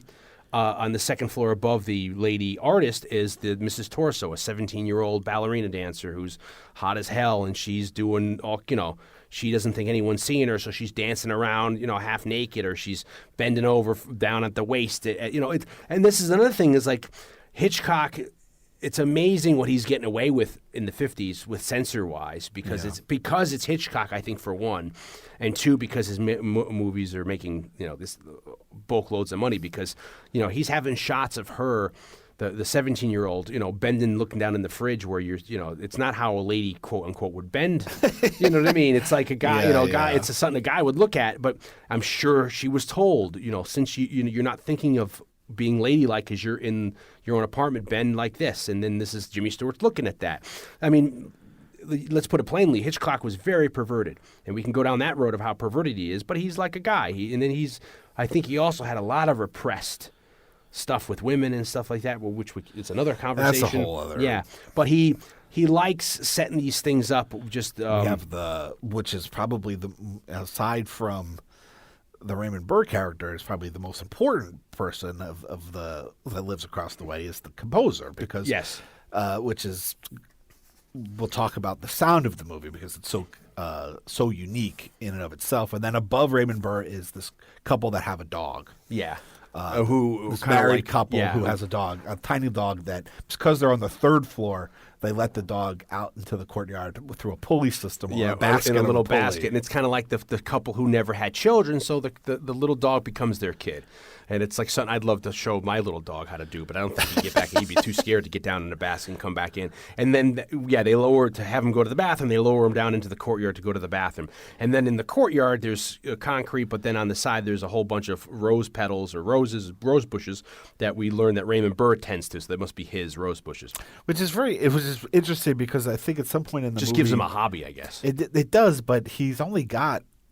Like, it kind of implies that he's not there for very long. Yeah, he says he was there for 5 months. It's a 6-month lease. He's been there for 5 months, and then since he's a traveling salesman, he leaves a lot and he comes back. So I guess that would leave you to indicate that maybe the bushes were already there and he's just tending to them now. Yeah, or that he just it's an example of him trying to get out of his apartment while he's there because he can't deal with his nagging wife. So he goes down there and just tends to stuff. It could be a good idea to get into this now. Just throw this out there. There is this counter theory which I love that I think even Hitchcock and maybe Peter Bogdanovich, when he interviewed him, infers that the reverse of this is that Raymond Burr is actually the victim in this story because take away that he, of course, murders his wife. But if spoiler alert. But if you watch Raymond Burr, the only reason Raymond Burr is minding his own business, he's in his apartment. If you've also noticed too, the shots of his wife, you don't get the exact impression that his wife is, she is infirm and frail and maybe bedridden and is an invalid. But she also, you kind of get a very, almost like a sympathy for Raymond Burr because she's mocking him at one point. Yeah. He gives her a flower, he brings her breakfast in bed with a flower. She takes out and throws it down, and you could tell he's like, well, why are you doing that? And then later on, he's on the phone and she mocks something. So you're really like, oh, poor Raymond Burr here. But then he ends up going and killing his wife, and that ends up negating everything. But then later on, it's like, for me, it's like, this is another spoiler alert, he ends up killing the dog later. But that's where he crosses the line. If he didn't kill the dog, it's like, because at the end of the movie, when he finally confronts Jimmy Stewart, he's like, "What do you want from me?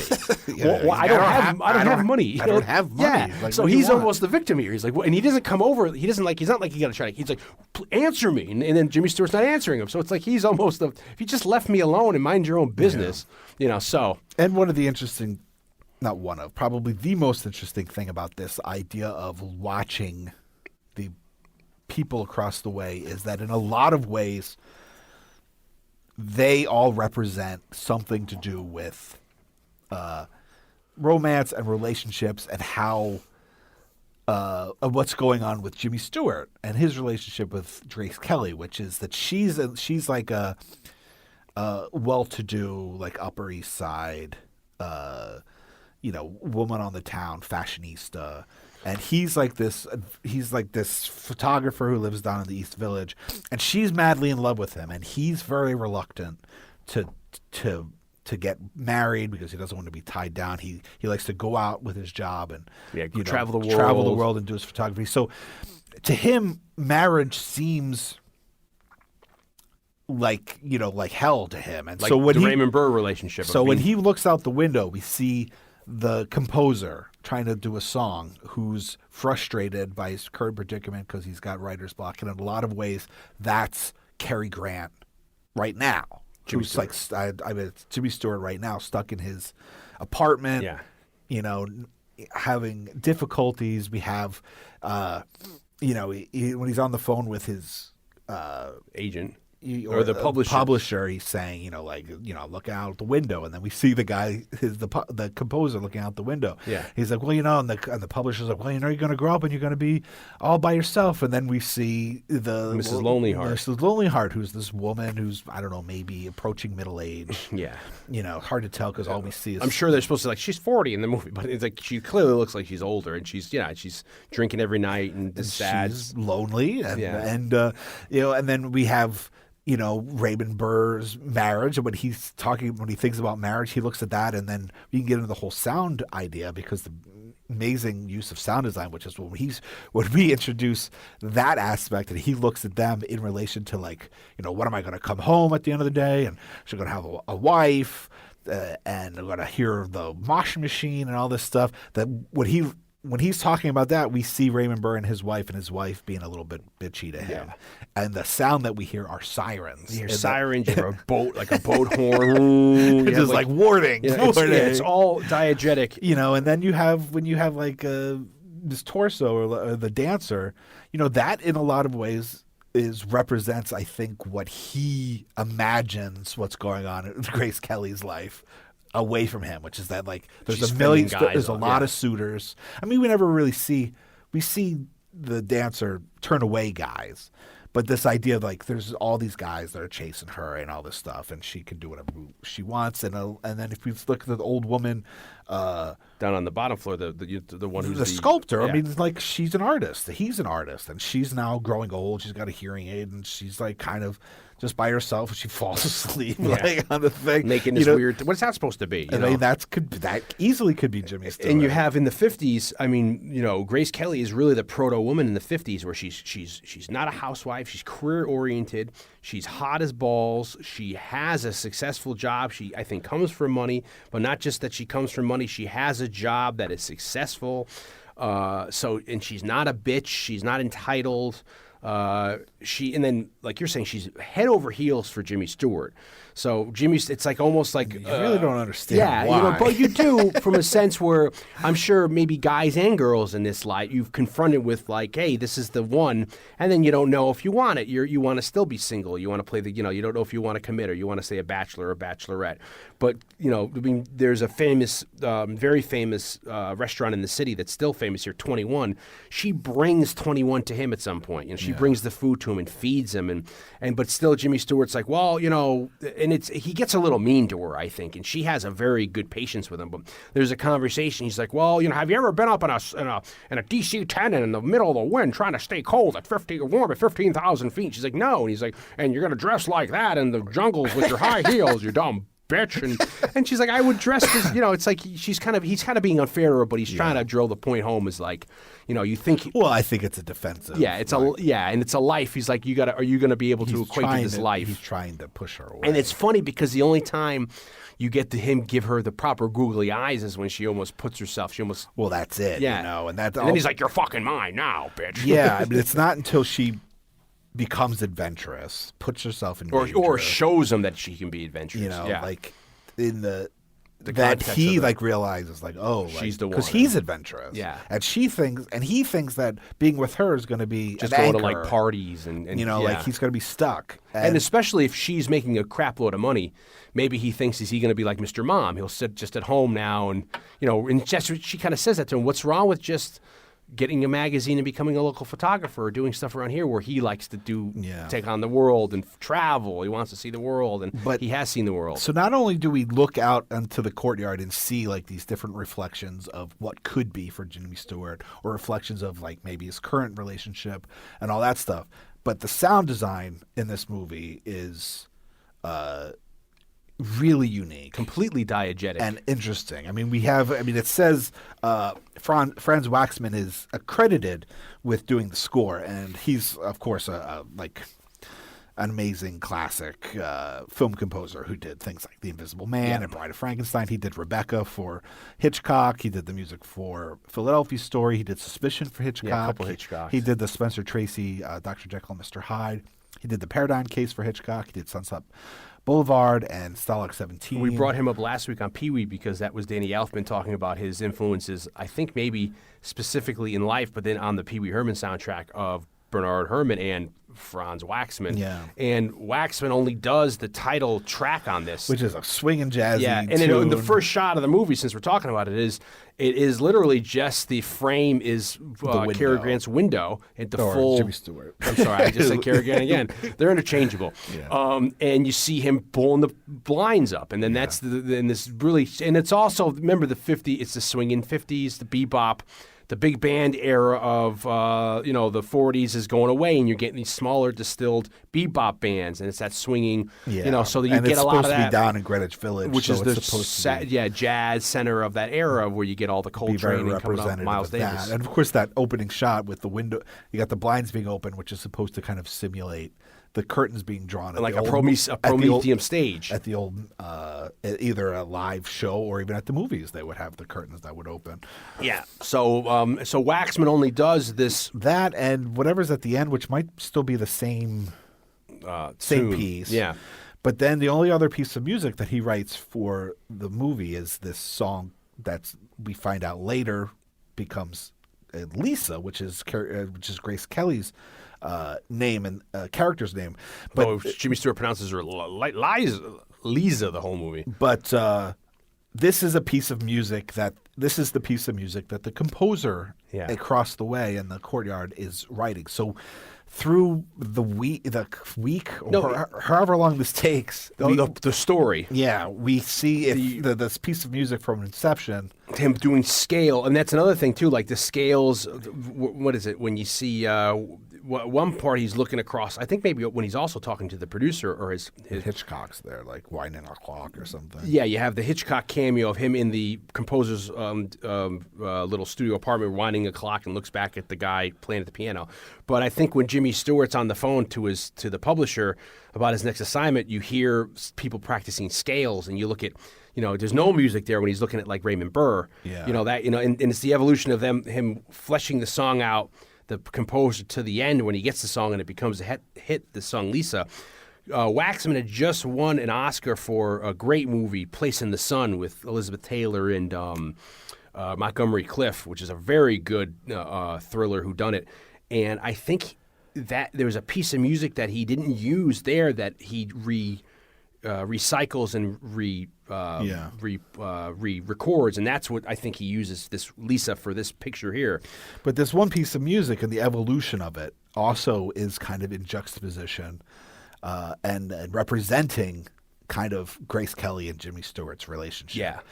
When we first see Grace Kelly, he's asleep and he wakes up and she's in the apartment and she kind of comes forward at him. I don't think we hear anything, and then I think that discussion. What happens is all the first shot you hear all the diegetic sounds. Diegetic. Blake and I talk about. Diegetic is a film term meaning it's just the sound. If you walk out on the street, you hear everything around you. That's diegetic sound. It's the sound that's within the film, within the world of the film. So, the music that this composer is writing is both the music of the movie, but it's coming from within the movie as opposed to a score from outside of the movie. Yeah, if you get like a traditional film score is considered non-diegetic because it's not being played by somebody in the movie or on the radio. Yeah. So when you have Jimmy Stewart listening to everything, it's the first glimpse you get of Grace Kelly, which is also first person. You see her looking directly at the camera, coming in for a very intimate close-up. All the sound fades away. Yeah. And it's them, and then it's almost they slow motion it too. They do an effect, and then the two of them kiss, and there's no sound, except then they start talking. So it's almost like the world slips away. That might be where the scales happen.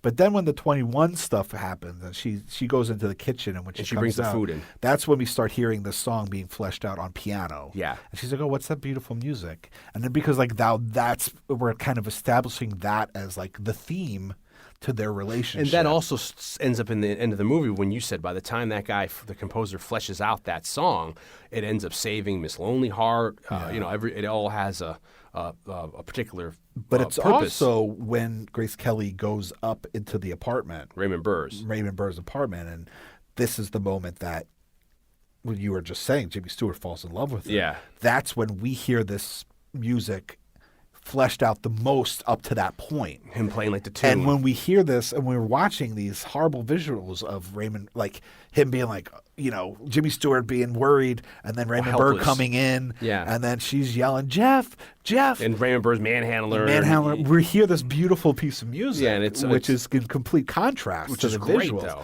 But that's also the moment that Jimmy Stewart has the realization that he's in love with her. Yeah. So it also is playing as their love theme, because this is that moment. Yeah. Where he does realize his love for her. He falls in love with her head over heels. He is worried for her. So we have this weird juxtaposition of this horrible thing happening, but it's also the thing that cements his love for her. And so not only within my book and stuff, we talk a lot about playing against action and how that can be a powerful thing in cinema. So this love theme playing over this horrible action is doing something for the viewer. Oh, it's fabulous. But it's also the love theme for what's happening in their relationship in the mind of Jimmy Stewart, which is like he is in love with her now. And so it becomes that love theme. And like you said, it also affects the other people in the courtyard. This woman, Miss Lonely Heart, who's kind of given up. We've seen her try to go pick up a guy. And she brings like a young Paul Reiser over, and then it's such a sad. Her little arc is sad because she's by herself pantomiming, having a date, and then she feels how stupid it is, and then she just drinks herself to sleep, and then you see her getting, next scene, all dolled up, and then you just see she goes out and only goes to, like, it looks like the dive bar across the street that we could see, waiting to pick somebody up. We think she's waiting there for somebody, but she's taken several shots before she's pre-gaming it before she even leaves the apartment, and we're guessing it's probably for her to just get the liquid courage. Loosen up a little bit. Yeah, and then when she comes home, she brings someone home who's clearly a little younger than her. He's chewing gum. She's probably got him back from the bar. He tries to really just no small talk, wants to start, making out with her and doing it. She doesn't want that. She pushes him off, maybe even slaps him. And he's like, well, F you, I'm out of here. And then she cries. And then it leads up to the end where it looks like she's going to take these sleeping tablets and kill herself. And we're like, oh, God. Then she hears this music. And that saves her. And that's the same time that coincides with like you're saying, the first time we ever hear this music, it coincides with Jimmy Stewart's on the phone with who does he calls somebody, but he's not on the phone with the police. But since he has the line open, he can't hang up and call the apartment to, I think he calls his friend Doyle's house to tell him to come over. He's talking to the babysitter at that point. So he has the phone and it's engaged because he's calling that thing. So when he sees Raymond Burr come home, he can't just hang the phone up and dial 911. He's like, he can't even call for help. And then so he's so much helpless in that same scene. And that's at the same time when Miss Lonely Heart stops and looks out the window. She's not going to kill herself. So got a lot going on there. The guy, the actor who's playing the composer's real name is Ross Bagdasarian, Bagdasarian, and he's a real songwriter, and he's credited, which I had known for years as the creator of Alvin and the Chipmunks. Yeah, he was Dave Seville. Yeah, and in 1958, this is 54 Rear Window, in 1958, he premieres the Chipmunk song, and we all know, people our age, and probably people, because they've done recent movies, but all through the 60s, that's this guy who did all the Chipmunk stuff. Yeah, he created the Chipmunks. He wrote the song Witch Doctor. Yeah. So it's funny you think he's up there trying to Christmas time. But he also wrote his first hit, which he didn't write for Rosemary Clooney, but then Rosemary Clooney had a hit with it, he wrote Come On to My House. Really? Come on up into the house to come up? Yeah. The one that I'm gonna give you candy. Oh, is that okay? I'm Come thinking on to my house. There's I'll give you everything. There's a song I have that of all buddy Liberace plays. Like, you're gonna come up to the house will come up to the house. Well, it must be a play up yeah, because that's the same kind of. So it's all these little side stories which are really funny. Then you have rounding out the cast. We have Grace Kelly. Grace Kelly, she's only been in a couple movies. Hot as hell. Hitchcock loves her. She works with him. The last movie they do together was they had just finished Catch a Thief, maybe? No, I don't think they did. That's the last movie she does with him. She just done. Dial In for Murder. Dial I In thought for you were Murder. talking about the last movie. No. Like the last movie she did with Hitchcock. You're talking about the movie previous before. The previous movie was Dial In for Murder, which is Hitchcock trying to do 3D, which is interesting. Which is another almost completely one location. Yeah, and I got that confused because I was thinking there's an episode of Suspense, the radio show, where they did. I thought it was Dial In for Murder, but it was Maida. But it was actually Sorry Wrong Number. That was something that they wrote first for Suspense, starring Agnes Moorehead, and it was so famous and did so well. They did it They did it a couple times. They ended up then translating that into a movie, and Sorry Wrong Number turns into a regular movie. But Hitchcock did Dial In for Murder with her and Ray Milland, the last movie. Brings her to do this. She had a chance at the time to do On the Waterfront with Humphrey Bogart, with Marlon Brando and Carl Malden and Rod Steiger. Completely different movie. And they're going to be shooting that in New York on locations, but then she decides, and I don't think she really wants to, but she kind of begrudgingly agrees, but decides it was the right decision, to go to L.A. to make Rear Window on a set that's supposed to be in New York City. But Hitch doesn't really even give her like a choice. He's like, you show up to see Edith Head that's get fitted for my next movie. And she's like, oh, okay, as if... Yeah, he was very possessive. Yeah, so that's a whole other. Yeah, he has this thing with blondes, and they made a movie about. They made two. Well, they did that girl. The girl you're talking about about Tippi Hedren. About Tippi Hedren with Toby Jones playing Hitchcock and showing. Which was made for maybe HBO or somebody. About during the Birds, which is based on a book, which I have, and I haven't read it yet. But I forget what the name of the book is, but there's a book that somebody wrote about Hitchcock's relationship with the Hitchcock blondes and the women in his movies, and like the stuff about Tippi Hedren is what that movie is based on, where you see him just really, and who knows what.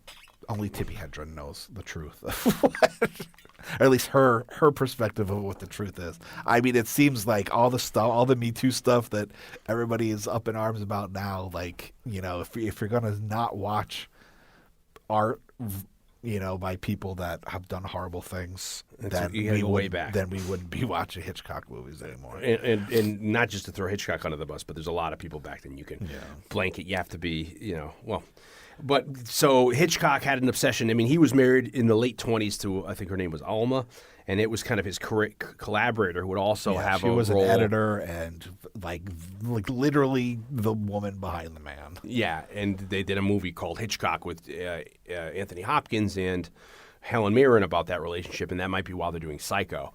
And she was with him for how many years? But Hitchcock, that's why I think he has this sexual frustration where he likes women, he likes dirty jokes, he has that very much that British style humor, and he likes blondes. By the way, we were just talking about those paper dolls. Like you're doing like the two movies that come out at the same time. Oh yeah. Those two movies came at the Toby Jones and the Hitchcock and Anthony Anthony Hopkins movies came out at exactly the same time. Correct. Yeah.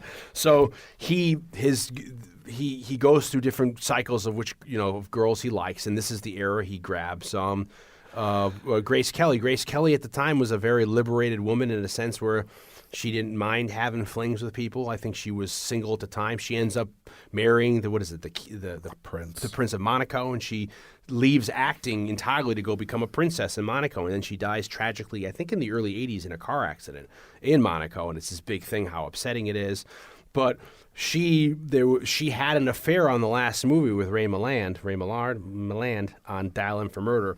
So Jimmy Stewart's wife, Gloria, who at the time was kind of, you have this era where, even though she's not an actress, the wife could be famous too. You have that a little bit with Ronald Colman and his wife. And Jack Benny had a radio show that went into TV. And in the TV show, they did a lot of jokes where his next door neighbor was Jimmy Stewart and Gloria. So he'd go over and bother them, and Gloria would play herself in these. So people knew who Gloria was. She was, Jimmy Stewart's wife. So she was very nervous on this set because Grace Kelly was very young, very attractive, and everybody was in awe of her on this set, and she knew how to take care of herself. And so. I'll say, I mean, the intimate close-ups of them kissing and stuff are pretty steamy. Yeah, she's, and I mean, it's very sensual. Or almost realistic. And Jimmy Stewart, it almost like, Jimmy Stewart's a little older than her at this point. It's not out of the realm of possibility they'd be together, but it almost takes him back to his bachelor days. So Gloria, Jimmy Stewart's wife, was very worried about making sure Grace, wasn't going to go, mess around. But so she's like a sex pot on set, and to the point where Hitch is having Edith Head, dress her to look a certain way, and every shot has to be this way. So that's that cast, and also you have Thelma Ritter, who might get nominated. She plays it's the old days where you'd have the insurance company, whoever is insuring Jimmy Stewart because he broke his leg, they have a nurse coming over every day to see what the prognosis or the progression is if he's better. I guess so that he doesn't get worse or she's there giving him. She plays the Shirley Booth like Hazel kind of character, I mean, she does that character has a few different functions, and it brilliantly executed. It kind of brilliantly written as well, that character. And that she that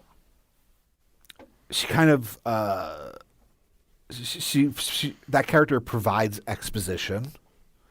This is how we find out about Jimmy Stewart and Grace Kelly and how he doesn't want to get married is through their exchanges. She's also a bit of she provides foreshadowing right in the beginning. Her first scene, she's like, "You looking out this window is not going to end well." Yeah, and she starts talking about her having premonitions, and I have a premonition of this and that, and it's very, very, really good dialogue. Again, the reason I brought up that screenwriter that took the short story, John Michael Hayes, since he wrote for radio, you could hear the dialogue's very pithy, very to the point, and he's able to cleverly conceal a lot of exposition through the dialogue because when you're doing radio, you have to have everything through dialogue, Yeah. So, she provides a lot of the comic relief. Yeah, which is funny.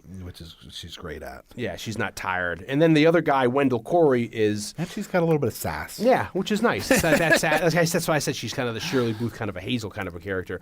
The last guy, the around the block, Doyle, is played by Wendell Corey, and that's like Jimmy Stewart's old friend, who we learn is that Jimmy Stewart was probably in the war, in the context of the movie, Jimmy Stewart was probably in the war as a combat photographer and was assigned to this guy's squadron. This guy was a bomber pilot, and they flew over Europe together. And then he alludes to that, Wendell Corey, the saying, if I didn't take chances, you wouldn't have got those shots that made you famous. So that would indicate that while flying, they took chances they shouldn't have taken, and it gave Jimmy Stewart the chance to be able to take some really exciting photos, which probably made his career.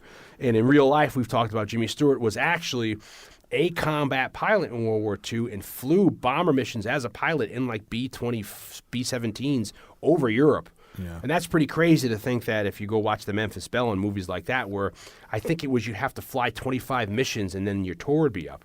And there's a very low rate of people who were able to fly 25 in a row because there was such – it's kind of like in World War II where the idea behind it was they may have better technology than us, but we're able to produce so much more, we can just overwhelm them by numbers. Yeah. So we were just throwing tons of bombers up there, and who cares if we lost 40% of them? We're still getting the job done, carpet bombing, you know what I mean? Yeah. So it's crazy to think a lot of these guys – there's a Netflix series called what – Four Came Back or something Came Back, and it's about the Hollywood directors that went to the war and came back and did stuff for the war, Frank Capra and John Ford maybe, and it's a fairly recent Netflix series that they just did. But you forget about a lot of these guys doing this kind of shit during World War II.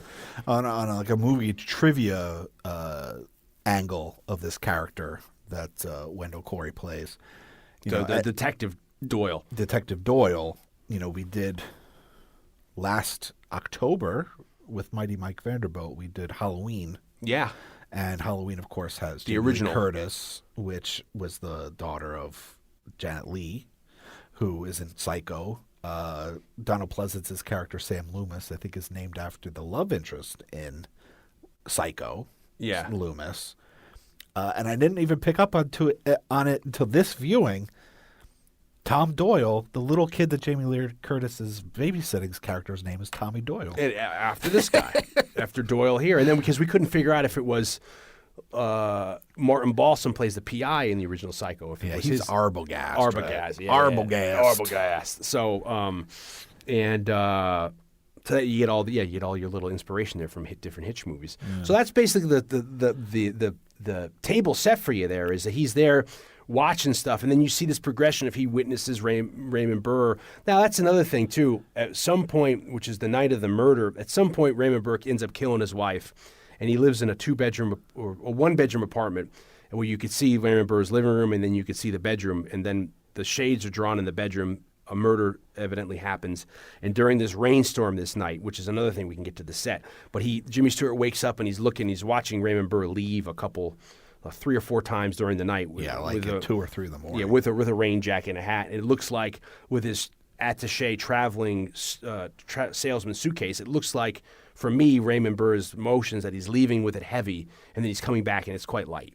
And then he's trying to figure out what's going on the next day. The shades are covered all day, and then I think it takes a day or so before the shades are drawn in Raymond Burr's bedroom. But then you see that the mattress is pulled up with the sheets are gone. Something's happened there, and this is when Jimmy Stewart starts speculating that he killed his wife. 2 things for you, Blake. One is at some point during that rainstorm, you hear a glass break and a scream. Do you think that's supposed to indicate that that's her being murdered, or that's something else happening within the courtyard, and then that's just supposed to be the like symbolism? Yeah, symbolism of. I don't know. That's a good question. Because he doesn't hear that. It's while he's sleeping, I think.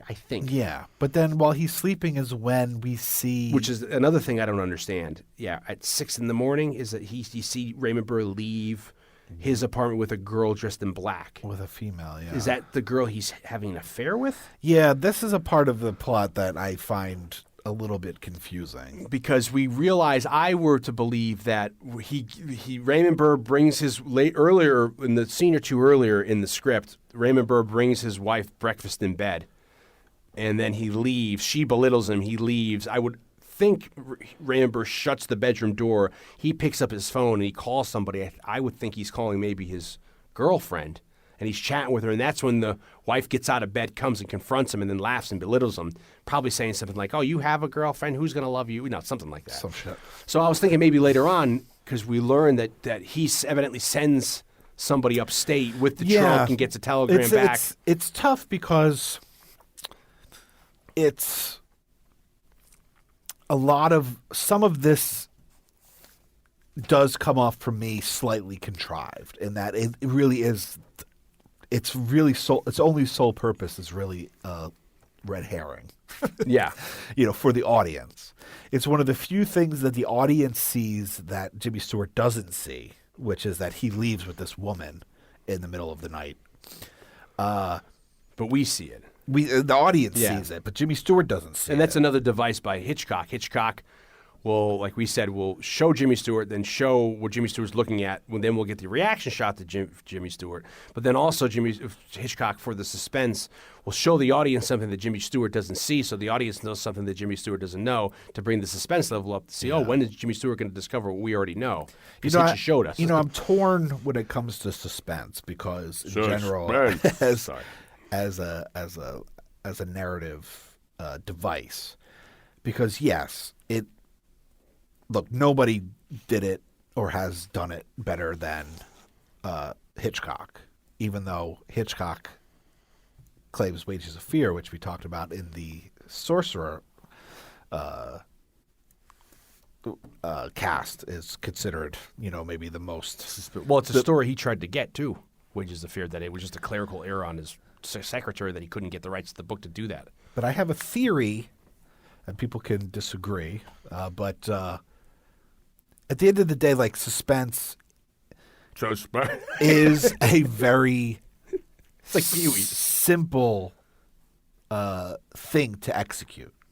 Yes. And I think because it is very easy for a viewer, a film lover, or even the layman to understand how it works, it's like we put more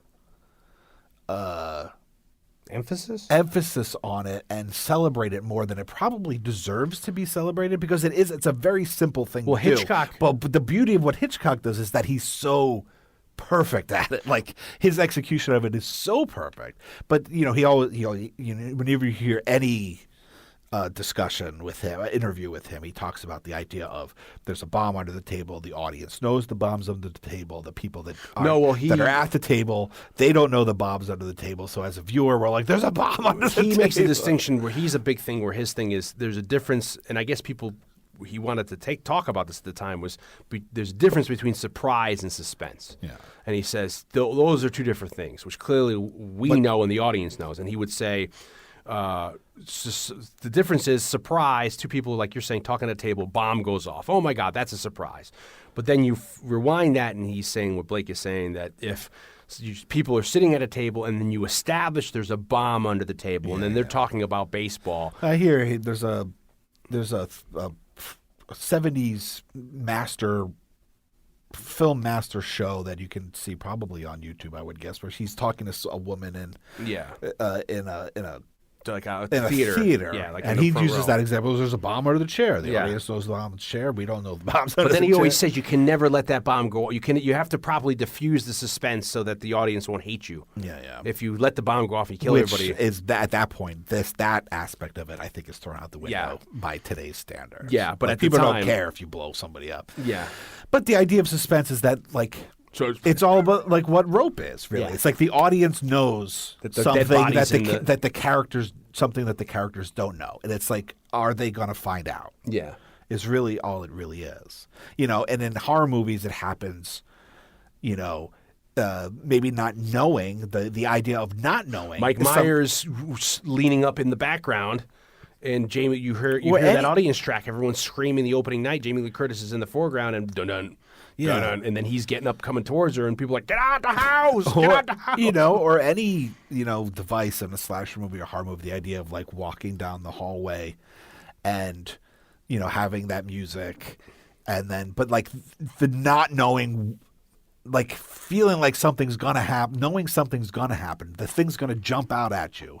It's like not knowing when it's going to jump at you. And then you get, that's punctuated with the surprise of it happening, with the big, boom of somebody's sound. In the bathroom and they open their mirror and they shut it, and you expect someone's going to be behind them. And then it's always, they turn around. The expectation of something happening is also very suspenseful. It's like, when you hear about, the idea of like the fear of the hit is worse than the hit. If you're going to get slapped by your parents, they got to put their hand up and you flinch, and then it's worse than actually getting hit because So Hitchcock was very aware of that. So it works in a couple of different ways, but the way Hitchcock uses it a lot is by revealing information to the viewer. Yeah, that often the characters within the movie don't know. Yeah.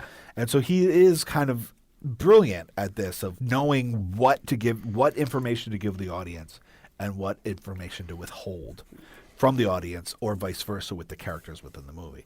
This little piece of information that the audience is privy to is that there is a female character leaving the apartment with Raymond Burr. Does it play into suspense? In this particular instance, not really.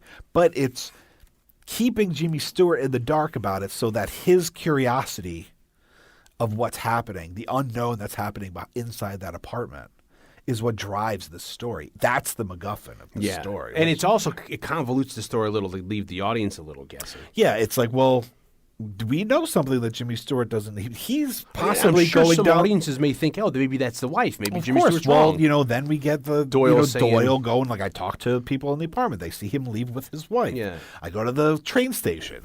He puts his wife on the train. He went up to Merrittville, and she's so up there. Yeah. There's all this playing against. The trunk had nothing. It wasn't bloody body parts. He's telling us as an audience. He's leading us down this road, saying, like, no, Jimmy Stewart's wrong. Yeah. Look at all this information. The evidence is there. But because we're engaged by Jimmy Stewart, he's our eyes through. We just happen to catch this information that he missed. We're still on Jimmy Stewart's side as a viewer. And I think he talks about suspense being, maybe that's his quote, saying that it's the purest expression of a cinematic idea, executing an idea of suspense. He gets the guy, the screenwriter, to write a 35-page treatment. And that 35-page treatment that he submits to make this movie is so good, Jimmy Stewart, Paramount greenlights the movie, and then Jimmy Stewart signs on just by this 35 pages. And then the guy writes this tight little script. And then I guess, Hitchcock sends everyone out in New York. They find an actual place. We can put a link in the cast of where this location is, because you could see what it looks like today in Greenwich Village for real. And then it's also used in 2 other movies. There's a Woody Allen movie where they spoof this scene in it, and they use this actual apartment in the location. And then in Serpico's apartment, even though the main entrance is a different place, his backyard, it leads to a courtyard. This is the courtyard that this is, it's so. I guess, as Hitchcock would probably know, that the best way to do this is you have to have everything controlled. You can't do this location on a real location. To have complete control, you got to go build the fucker. Yeah. So they go to this soundstage. And he has the clout to do that. And he has and he's motherfucking he's Alfred Hitchcock. So he goes to the studio. And he builds a set, and they realize that they need it to be higher than the roof on the soundstage. So, and that's another thing too. You think about soundstage. When pictures became sound, that's when they start calling them sound stages. Before they would shoot movies on stages, but then now it's a soundstage. So anyway, they realize they need a taller soundstage than Paramount has. So then they get the idea: fuck it, we'll rip the floor out. Yeah. And we'll because they're using the basement as storage for sets. Clear out the basement, wardrobe. We'll take the floor out. And then, like we said, well, are they going to do that? And Blake's like, well, it's Alfred Hitchcock. So the studio says, sure. So they rip the floor out, meaning that the courtyard below Jimmy Stewart is actually the basement. Yeah. So Jimmy Stewart's apartment, which is the second floor in the movie, is actually the ground floor of the soundstage. And then and I was trying to think about, the distance and the idea of how they had to do everything to scale. But then if you look down the alley to the New York City street that Jimmy Stewart can only see a sliver of, they've got cars at points going by really quick. So they must have figured out, they must have the stage door open to get enough momentum to have a car zoom by, Yeah. And then another thing is, Blake and I both work in the industry. We work in TV. Blake's an editor. I work in TV news. I work in studios. It's amazing to think that the idea of them having these arc lights that they're working with to do these. They had to have 4 different lighting setups, one early morning, one like afternoon, one early evening like twilight, and then nighttime. Well, I mean, they didn't have to, but it was a stroke of brilliance for to save time and everything. So they lit it for these 4 different times of day, which it kind of goes a little bit back to our Emmett Otter cast where we're talking about how they do that. How they're able to turn the psych to have it be Emmett Otter singing a song on the lake, and then you see the sunset while they're singing. It's a stroke of brilliance. But back then, they had these arc lights which were so hot. And to think that it would take them 45 minutes between setups to get, and this is very efficient at the time, to go from one setup to the other. And I think that probably has to do with a lot of getting the color temperature right and setting stuff. But nowadays, I mean, these things were so hot, they were setting at one part, they set the fire alarm off and the sprinkler system were activated. But they had already put in this whole kind of drainage system, because there was a scene where when Raymond Burr supposedly kills his wife, innocent and presumed guilty, that they have a rain sequence. So they had built everything with the idea of everything getting rained on. Yeah. But these lights are so hot to think the heat that's being nowadays, we're just turning over in the industry to LEDs, and LEDs are very cool. And I've noticed for the average person, they're starting to use LEDs for stuff out in the streets, traffic signals and stuff. And if you noticed, if you live in any places that you get a lot of snow, in the old days, if you look at a traffic light, if it's a blizzard out, the traffic light would generate just enough heat that it would keep the snow melted, so you could see if it's green, yellow, or red. The new LEDs don't generate really any heat, so that's how you're starting to see that when it's snowing a lot, it'll cover the signal, and then you can't see the signal. So that's a downside of LEDs. Yeah. But LED, they're much more expensive, but one, you don't need, it's like a set it and forget it. You don't need to put gels up, color temperatures. You just need to know the program. And you don't need these fuses. You can actually have Edison, 3-prong in America, the outlets, a regular outlet to plug in, and you can have 10 or 11 Leco lights working off what you'd only be able to have, say, 2 or 3 before. Yeah. And then if you retrofit an entire studio nowadays, you're using just, say, under half the wattage that you'd need traditionally with an older thing. So with fuses and stuff. So you think of the monsters we were talking about with film in the old days where it was a different kind of film. You needed lights. You needed more light. Yeah, because of the low speed, more, to get the exposure. And we brought this up on the Bullet podcast about the innovations in cameras and film to be able to. That's why you couldn't shoot on locations a lot, especially at night, because you needed a lot of light to get an exposure on the film. So even if it was nighttime, it would look, you need a fuckload, a lot of light. Yeah. So the lights are really hot. Yeah.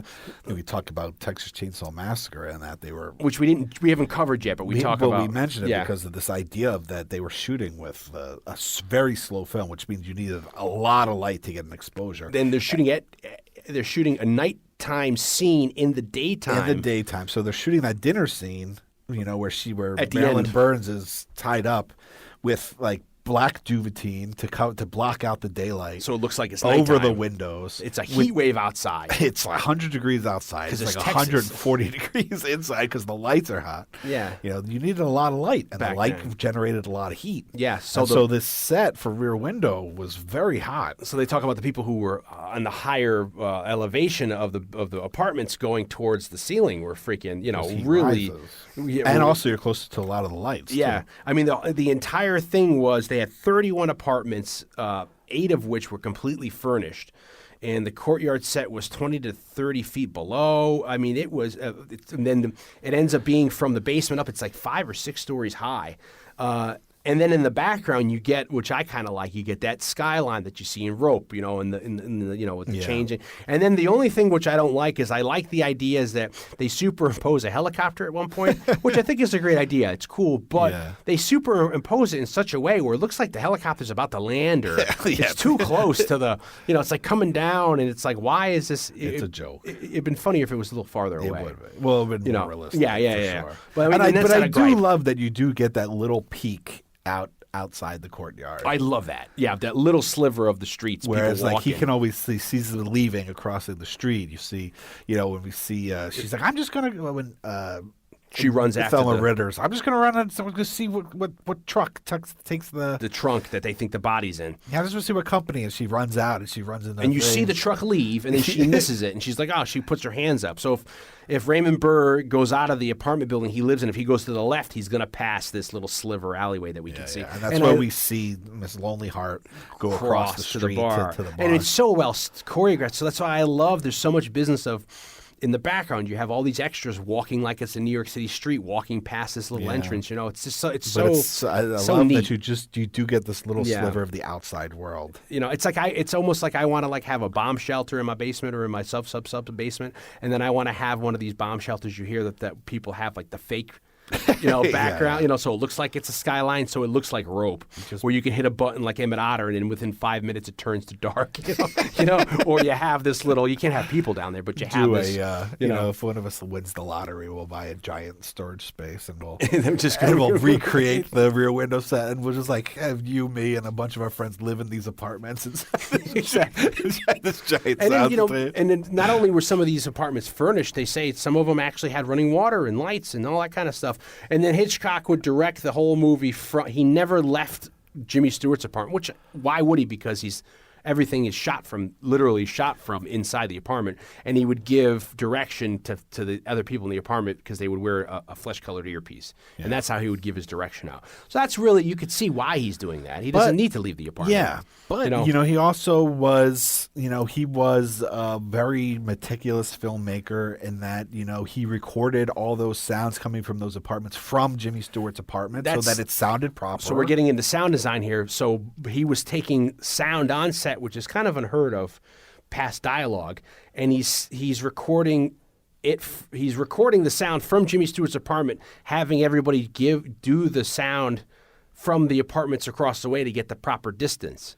So that's amazing. So he's not really trying to ADR. So that's why you lose some of that, which I think is great. You get to read lips more or realistic. Yeah, but he's also. I was watching an interview with, maybe it was with this first AD that we were talking about earlier. and he was saying somebody was asked about working with Hitchcock, and Hitchcock was about him and the command of how much command he had over the camera work and all that stuff. And it's like, one, he tried to always shoot with a 50 millimeter lens, 50. which is the closest to what a human perspective is. Yeah. So like if you had the bottle on a table and you were X amount of feet away, if you use the 50, it's going to be closest to how you would actually see that if you're standing in that spot. Yeah. And Hitchcock when he was shooting a POV, he was one of the only directors that this person ever worked with that actually measured how tall the actor was. So and would raise the camera to that height so that it was actually accurate to what the actual perspective of what it would look like from is amazing from that point of view. I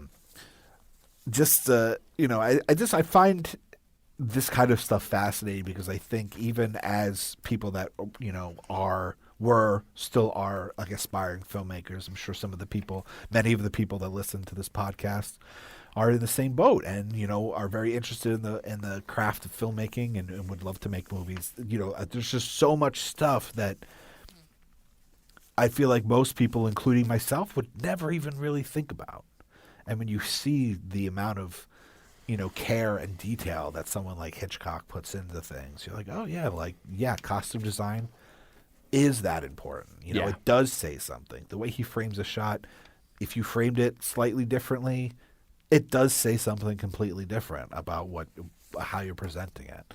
Or even knowing enough to storyboard the entire movie beforehand, to go back to the beginning of the podcast, where then he shoots only what he needs. So when he's in the editing room, he knows what he's cutting to. He's not looking, let's try this out. Let's try him. He knows this going to cut this way.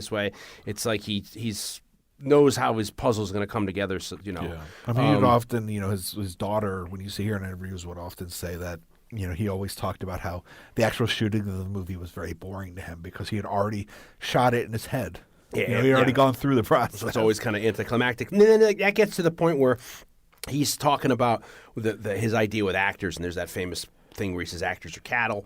I mean, he seems to since he knows so much so of what he wants, his idea was he would hire somebody that knew what they were doing, so Hitch really didn't have to give them too much. Your job is to know what you need to do, be off book, know your lines, and he know your mark. also didn't want somebody that, he didn't like working with method actors. Yeah. Because they wanted to know why. Like, well, I don't think my character would look up at that. Yeah, and Hitch is like, fuck's sake. He's like, well, you know what, like, for me to tell this story you gotta look visually, you have to look at that. Yeah. So that's why your character's looking at that, because I said so. Yeah, and it's interesting you have because it's propelling the storyline, not your motivation. You fucking idiot. It's you have the idea of like him working with Jimmy Stewart and Cary Grant in the 50s, where I'm sure you're the Cary Grant man, I'm the Jimmy Stewart man in these situations, and it's like he's working with two guys where Jimmy Stewart he looks at as the everyday man, and then working with Cary Grant where he must have a good rapport with these guys to be able to have. I mean, he works he's with 3 maybe Cary Grants? More. He does Notorious Suspicion, Catch a Thief, and then North by Northwest. And then Jimmy Stewart is Rope, Rear Window, Vertigo, The Man Who Knew Too Much, and I thought he did one more with him. But so it's like he has people he knows that he won't have a problem with and he gets along good with, that he'll be able to have a rapport with. And then his next movie after this movie, he does The Trouble with Harry, which is kind of a really weird, quirky, doesn't really do any well, but it's kind of like a Coen Brothers dark comedy that it's really with the British comedy of trying to hide a body and there's these problems, and it's set in New England. And it's, I think, his first work with Bernard Herrmann, who go back to Suspense. Bernard Herrmann did the score for the show Suspense. And then after working with Bernard Herrmann on that piece, which I think Hitchcock says is his favorite Bernard Herrmann score, they go on to do, he does Vertigo together, which is fucking, Vertigo's that soundtrack's fucking amazing. And then Psycho. And North by Northwest. It's just like he does all this, and then Bernard Herrmann goes on to do like Cape Fear, which isn't a Hitchcock movie, but he does all this other really up until Taxi Driver, I think is his last movie before he dies. Yeah, Taxi Driver. Bernard Herrmann. And he does at least the main theme for It's Alive, which Okay. is right around that time. Yeah. So one or the other is actually the last thing he does, but he also does Obsession for De Palma. Yeah. Just before that, which is a total homage to Hitchcock. Yeah, well, a lot of that early De But like Palma, that one is specific. Like No. it is totally him trying to do like a Vertigo. Like when you watch that movie, it's almost jarring how, De Palma takes a lot from Hitchcock. Those early years. For his movies. Dress to Kill, but, Body Double. But Obsession is very much a Hitchcock movie. Blowout. Blowout, Not yeah. Blow Up, Blowout. But a lot of those movies, De Palma would argue that they're not, but they're more. A lot of those movies are more giallo than they are Hitchcock, even though they have a lot of Hitchcock influence, and the way he tries to do them are very influenced by Hitchcock. But Obsession is very clearly a Hitchcock, more specifically a Vertigo. Even the way that he uses Bernard Herrmann's music is to a T. Yeah. But look, Herrmann is easily, if you were going to make the Mount Rushmore of film music composers, he's on it. Yeah. I mean, even as far back as being a pioneer of electronic music by using the theremin in The Day the Earth Stands Still, it was... and he has a cameo at the beginning of The Man Who Knew Too Much, the remake. He's at the orchestra at the beginning. You see him. And, I'd say at least half of the composers in my book, Scored to Death, Conversations with Some of Horror's Greatest Composers, talk about how important Bernard Herrmann was and why he was so important, which was a question I ask a lot of composers, because they'll talk about Bernard Herrmann and the importance. I was like, well, why? Why is he important? And since he didn't do this score, there's no sense in really going into some of those things. Yeah. If we eventually do something like Psycho or these other movies, we could talk more in depth about Bernard Herrmann. But that was a very prosperous and great relationship that they had. Well, it's like him with Edith Head or whatever. He gets somebody he likes and he can stick with. I mean, Waxman is still, a pioneer in the industry, and then prior to this, working with Hitchcock in a bunch here. They end up getting a lot of diegetic, like we're saying. The songs you end up hearing, like "To See You Is to Love You," the Bing Crosby song, which is from Road to Bali. I love the Road to movies, is heard. Nat King Cole's Mona Lisa, which I was singing at the beginning, is in that. Even you hear a rendition of Dean Martin's That's Amore in at one point. Yeah, but they're not the original versions, right? I don't think Mona Lisa is not Nat King Cole doing Mona Lisa. No, it's not. It's but they a use version. but they use these movies. But Bing Crosby's is because she puts on, and this Lonely Heart puts the Bing Crosby song on. Yeah. So it's his recording of that these are also too these are popular songs in the zeitgeist of 50s. Yeah. So but they also happen to be owned by Paramount. Yeah, yeah. So that's all very convenient. So people are going to know that, and that's the era where people will know instrumentals by just hearing them in the background. So you may know that That's Amore. I forget why we hear That's Amore. Maybe that the sculptor's playing. Yeah, to me, Mona Lisa is the one that really sticks out. I feel like that has the biggest role of those. No, of Lolisa. No, like the song Mona Lisa. Okay. Of the ones that aren't written for the movie. Oh, okay. That's the one that sticks out for me the most. Yeah. The one that's not a theme for the movie. Yeah, okay. For the movie, but that's like just diegetic music in the background. Yeah, so you hear all these different things being played. There's Rodgers and Ham's Fancy Free. They have a tune, and then so everything seems to be going all right. Even I think Jimmy Stewart thinks he's wrong, and then you have the dog from the third floor coming down to use the bathroom, starting to scrape up the flowers. Yeah. And this is where I think Raymond Burr gets careless, because I don't think Raymond Burr needed to kill the dog. He just needed to move whatever was in. We never even know what was hidden there. Yeah. Because by the time the girls, Grace Kelly and what's her face, the nurse run over to try to dig it up, he's moved whatever was there. But he ends up killing the dog, and it's that great idea, like where the poor woman, she starts screaming at the courtyard, and everyone looks except Raymond Burr, But you could see he's in the apartment, because I love that the image of like him smoking the cigarette, and you see the cherry on the cigarette. Yeah. That he's the only one that doesn't come to the window, and that's where the part where it's like, see, he didn't need to kill the dog, and it's like he could have got away with. Yeah. It's almost bringing too much attention to yourself. But there's also, I love that scene because I love the woman's reaction. like it says so much about really what's going on, and also so much about I think it's natural for us to think that things that are relevant today are of today's time. Yeah. But it's interesting when you see something from 1954. She's like, "What is wrong with you? Like, we're supposed to be neighbors. Yeah. You're supposed to talk to each other." Yeah. And it's like you can hardly hear her because of how the sound, and yeah, then- yeah, but it almost makes it more powerful. Yeah. That she's screaming this across the courtyard. She's like, "What's?" But this idea of like, people aren't really bothered. The composers are having a party. They stop and they're kind of half drunk, like, "Oh, what's happening?" And they're kind of but like the fact that they all jokey. live in these little cubicles, No one knows each other. and nobody talks to each other. That's It's the all way the- we all are with our phones. And it's today. also, Like, too, the city, we talked about this in another podcast, the idea of the loneliness. You could be living right next to each other. You sit next to each other. Well, I've said it to yeah. you. I probably said it on this podcast. what I'm saying. When I moved to Manhattan, and I was living by myself for the first time after I moved out. Before that, I was living with Dion for a year, and I moved into Midtown. He had enough. He's like, I gotta get out. I moved into Midtown Manhattan. No, well, you had the opportunity to move into by yourself, and that was the first time. Yeah, it's the first time I ever lived by myself. I had had to do with the apartment that I ended up getting, which was a long time in the making. So And- you were like, I want to have a little time before I settle down to be able to yeah. live by my and own. I was working in New York, so it made sense, and I got an affordable apartment. But it was like when I moved into New York, never was I ever surrounded by so many people.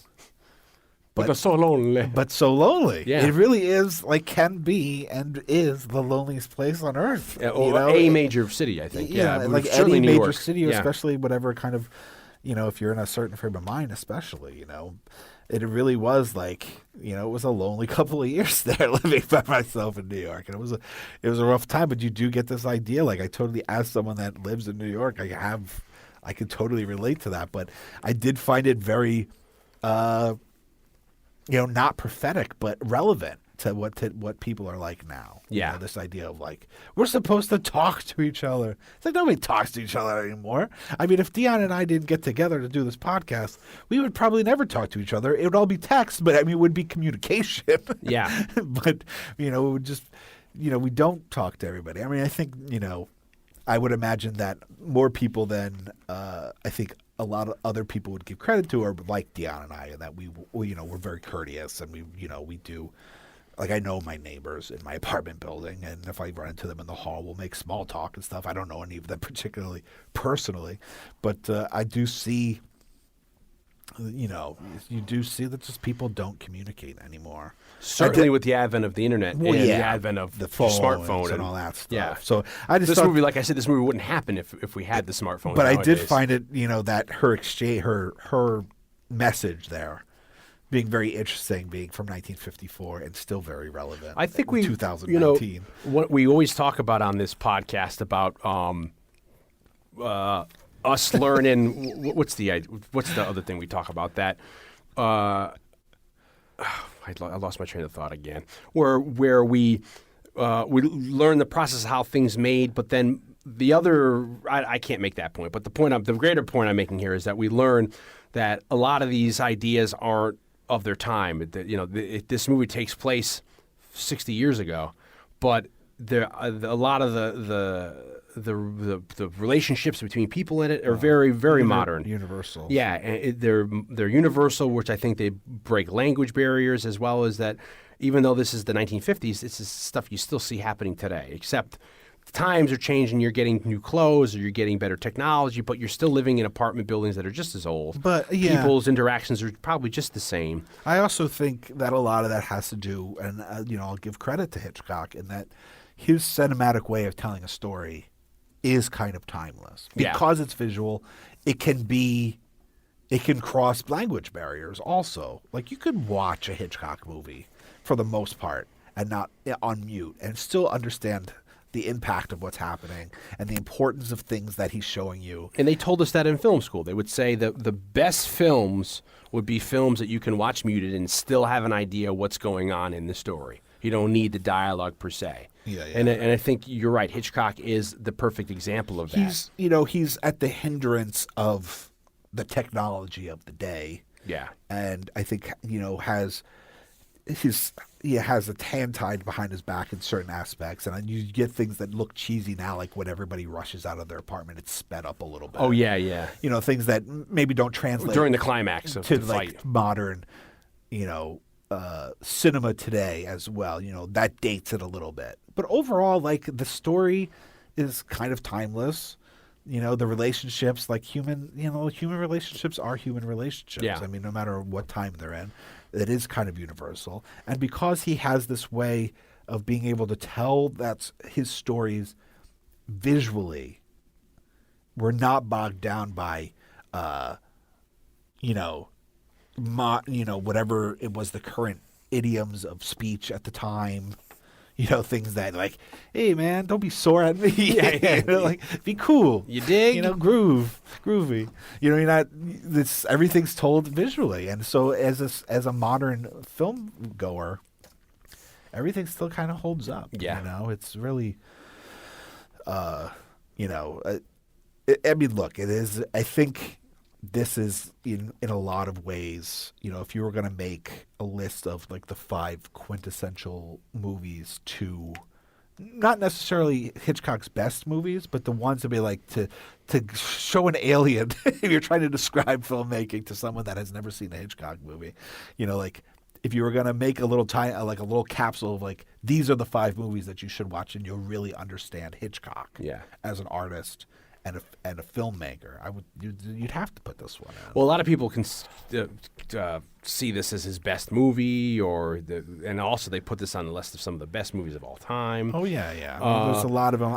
I was kind of more interested in doing North by Northwest for this, just because it is like a quintessential version of that. It's another that we were talking about earlier with 39 Steps. This idea of like the average Joe put on this crazy adventure, thrown into extraordinary circumstances.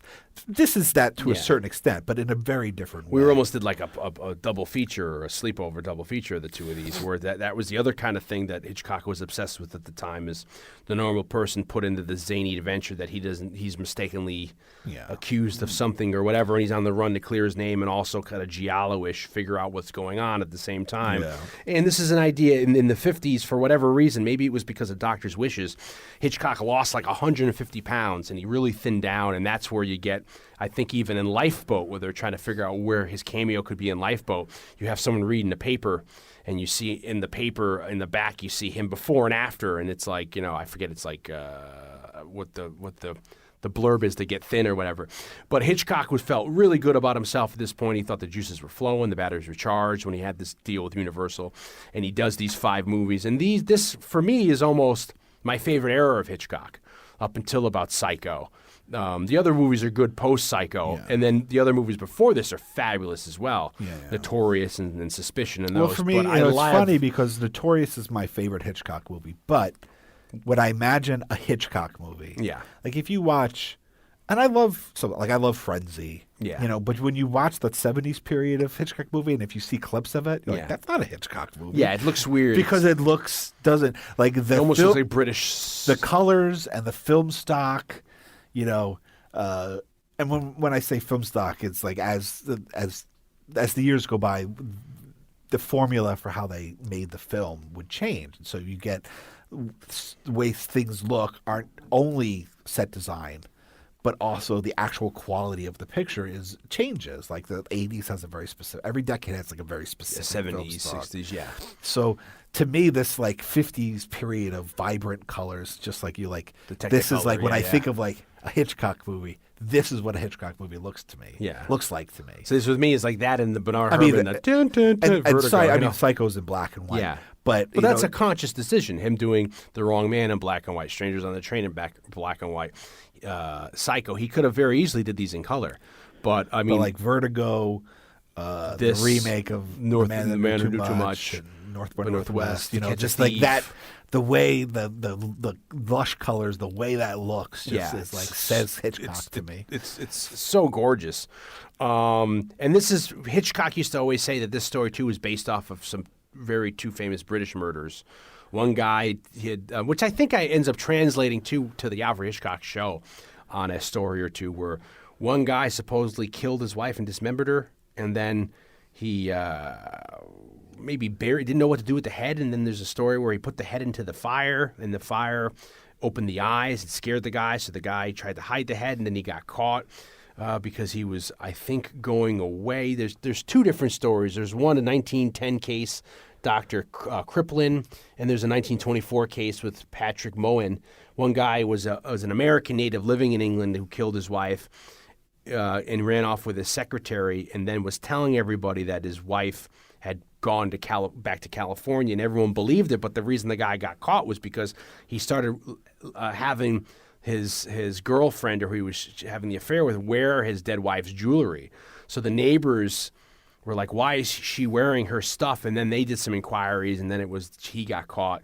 And then the other thing was this guy dismembered the body, got rid of the body. I think he threw it over, into the water, didn't know what to do with the head. And then this is kind of like the idea of why Raymond Burr puts whatever he puts into the flower garden there. And then he took elements of those two cases that were famous in British lore at the beginning of the 20th century and fed them into here for this kind of there was yarn. also some kind of murder where they murders his wife, and then he tries to run away with his mistress, and they take a cruise. Well, that's the end of that story with the guy in California. They get on a cruise and they're like dressed as sailors or something he dresses weird. up like a sailor. Or they both do, and then the captain finds out, because there's a story where, if you guys look up the 1910 case of Dr. Harley Kriplin with a C, and then the 1924 case of Patrick Moen, those are the two. One, Kriplin killed his wife and told friends she went to America, and then that's where I think it was the one where they took a cruise and they were found out. And then the other guy killed his pregnant girlfriend and threw pieces of her body out a train window, and then he didn't know what to do with her head. So that's where he tried to burn the head, and then I think however way they were found, and that went into that. This movie ends up coming out in 1954. It does really, really well.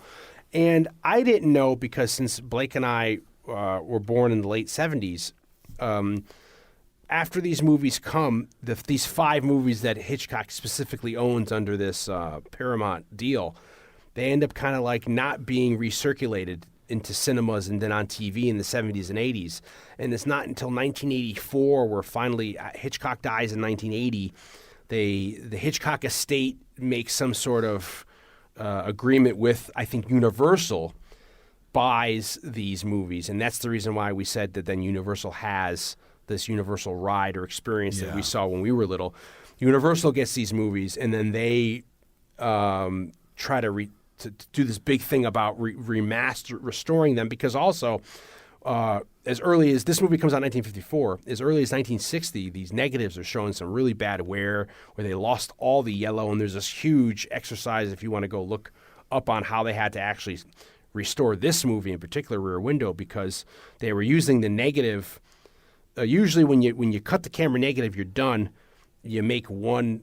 The negative makes one print, and then you use that print to make all these others. They use the negative to make like 500. So they destroyed the negative by just use. Yeah, just like throwing a putting it through the machine. Yeah, So this, by the time they went and looked at this movie, so Rear Window never gets a re-release in theaters. It screens once on ABC, which they, in the 70s, which people say that ABC may not even had the right to do, but they screened it anyway. And then for I guess going on, what is that, 20 years or so, this movie, they were called the 5 Lost Hitchcock films. The Trouble with Harry, Vertigo, The Man Who Knew Too Much, the remake, Rope, and then this movie, Rear Window, were the 5 movies that were kind of out of circulation. And those are the movies that I guess, if you think about Rear Window, they must have remastered in 1984 when they released all these movies. They did these big events, and I think they even put them in theaters. And I remember when we were in college, the big deal was them restoring Vertigo. I feel like that might have been high school. Was that high school? And then I them remember coming out with getting that clamshell. Yeah, it came out with the tape because like Scorsese stepped in and said, like, look, we have to we have to preserve this. That's the big thing and so with it was these. a huge thing of restoring it and releasing it on video and widescreen. Yeah, which was huge, because Like that was the big Letterboxd. thing, was at the time, was them releasing stuff in Letterboxd on video. And that's the thing that a lot of, which I don't know if that's even, people think about that anymore, but when we were growing up in high school, like in the 90s, the big push was a lot of these studios weren't realizing that all their films and their vaults were falling apart. That not only it's the idea of not only are you making these movies, you need to be like a librarian curator and keep and hold on to these movies, because certainly the silent films of the era that were on that acetate and all these movies, they're just because they're celluloid, they're decomposing. So you really had to digitize them and fix them up, and these movies are examples of them really going back it'd be really interesting to go back in a time machine in the DeLorean to go to see this movie the night it came out, because they even say that, for example, to fix the yellows in this movie, they had to figure out what they think Hitchcock would have wanted them to look like, because they had no reference since all the prints were shot. They have to make a restoration print where they have to go look around the world of all the existing prints of this copies of this movie they have, bring them together, and then take elements of which one has the best sound, which one has the best picture, which one has the best, and then make like a Frankenstein of your best, and then you restore it. So this may even be slightly different, this Vertigo or whatever, than his even original intention, which, I mean, they do go back and they look at camera notes, they look at the archive notes, they talk to people who worked on the movie to get the best, but it's like Touch of Evil with Orson Welles, it's to get to the original vision of the director, it's really hard. At least being in New York, this one, Rear Window gets shown at least yearly somewhere in the city. Yeah. So that preservation and then reissuing these movies as prints after in this mid '80s period that Dion's talking about definitely did save them. And because like Rear Window gets played, it used to play at the Ziegfeld almost every year. And now that the Ziegfeld's closed, which was like the last big old school movie house, and but Rear Window gets screened a lot here, which was another reason why I was like, I don't know. To me, it seems like that one gets talked about a lot because it's always playing. Yeah. But I'm also in New York City, where I've never seen North by Northwest screened somewhere, as long as I've been living here. Yeah. And then he makes all these movies, and I guess that through the 50s, critics just called him just an entertainer, and he wasn't really he'd make entertaining movies, but the critics never really took him that seriously, because of then right around this time he starts doing the Alfred Hitchcock show, and even though but the French did, well, even though he bookends the Alfred Hitchcock show, doing the beginning and the ends, he only directed, I think, one a year was within his contract, and that ran for 16 years or so. But you'd see him all the time, and and then like we said, by the time he got to Psycho, he's doing the trailer, he's talking to the audience, and all that kind of thing. And he shoots Psycho with, if I recall correctly, with his television crew. Okay, that makes a lot of sense. So you get to the early '60s, you have the French who are now digesting all of the American cinema that they kind of lost during the war, and then all this kind of they're eating all this stuff up, and they're going through this huge resurgence with Francois Truffaut and the what's that called? The Argentine cinema, the theatrical critic magazine at the time that he worked for. And then, so by the time you get to the 60s, the French now are starting to call him an auteur, and that's the French word for author, where they're the ones who kind of established this word auteur. This idea of that a film has one specific. It is a collaborative art, but there is one. There's two kinds creative of films, right? vision. There's there's a film that's just like a. Everybody works on the film, so everybody has input, But then there's other kind of films where that same thing could be said, but in a Hitchcock movie or a Carpenter movie. There are specific filmmakers that have an imprint. And you can tell from film to film that they're all Kubrick the work of one specific creative mind. And that's where the French, specifically I think Truffaut talking to Hitchcock in his extensive interviews, they sort of calling Hitchcock an auteur, an author. And then that's where his movies aren't looked simply as just entertainment. They're also now starting to be critically analyzed in the 60s. And then he starts sitting down for this series of very long interviews with Truffaut. And it's a great book that came out that Blake and I got that the idea in high school or in college we got hip to, called Hitchcock Truffaut or Truffaut Hitchcock? I think it's Hitchcock Truffaut, yeah. And I think there's even a companion documentary somewhere out there but it's basically like 100 hours of in-depth Truffaut interviewing Hitchcock that then is transcribed. You will sometimes hear the audio recordings of them. Yeah, during specials. I have like BBC. I was on a kick for a while where I was finding like BBC radio specials, whether it be talking about some of my favorite albums like B.B. King Live at the Regal, like Yeah. a whole little half-hour audio documentary about that.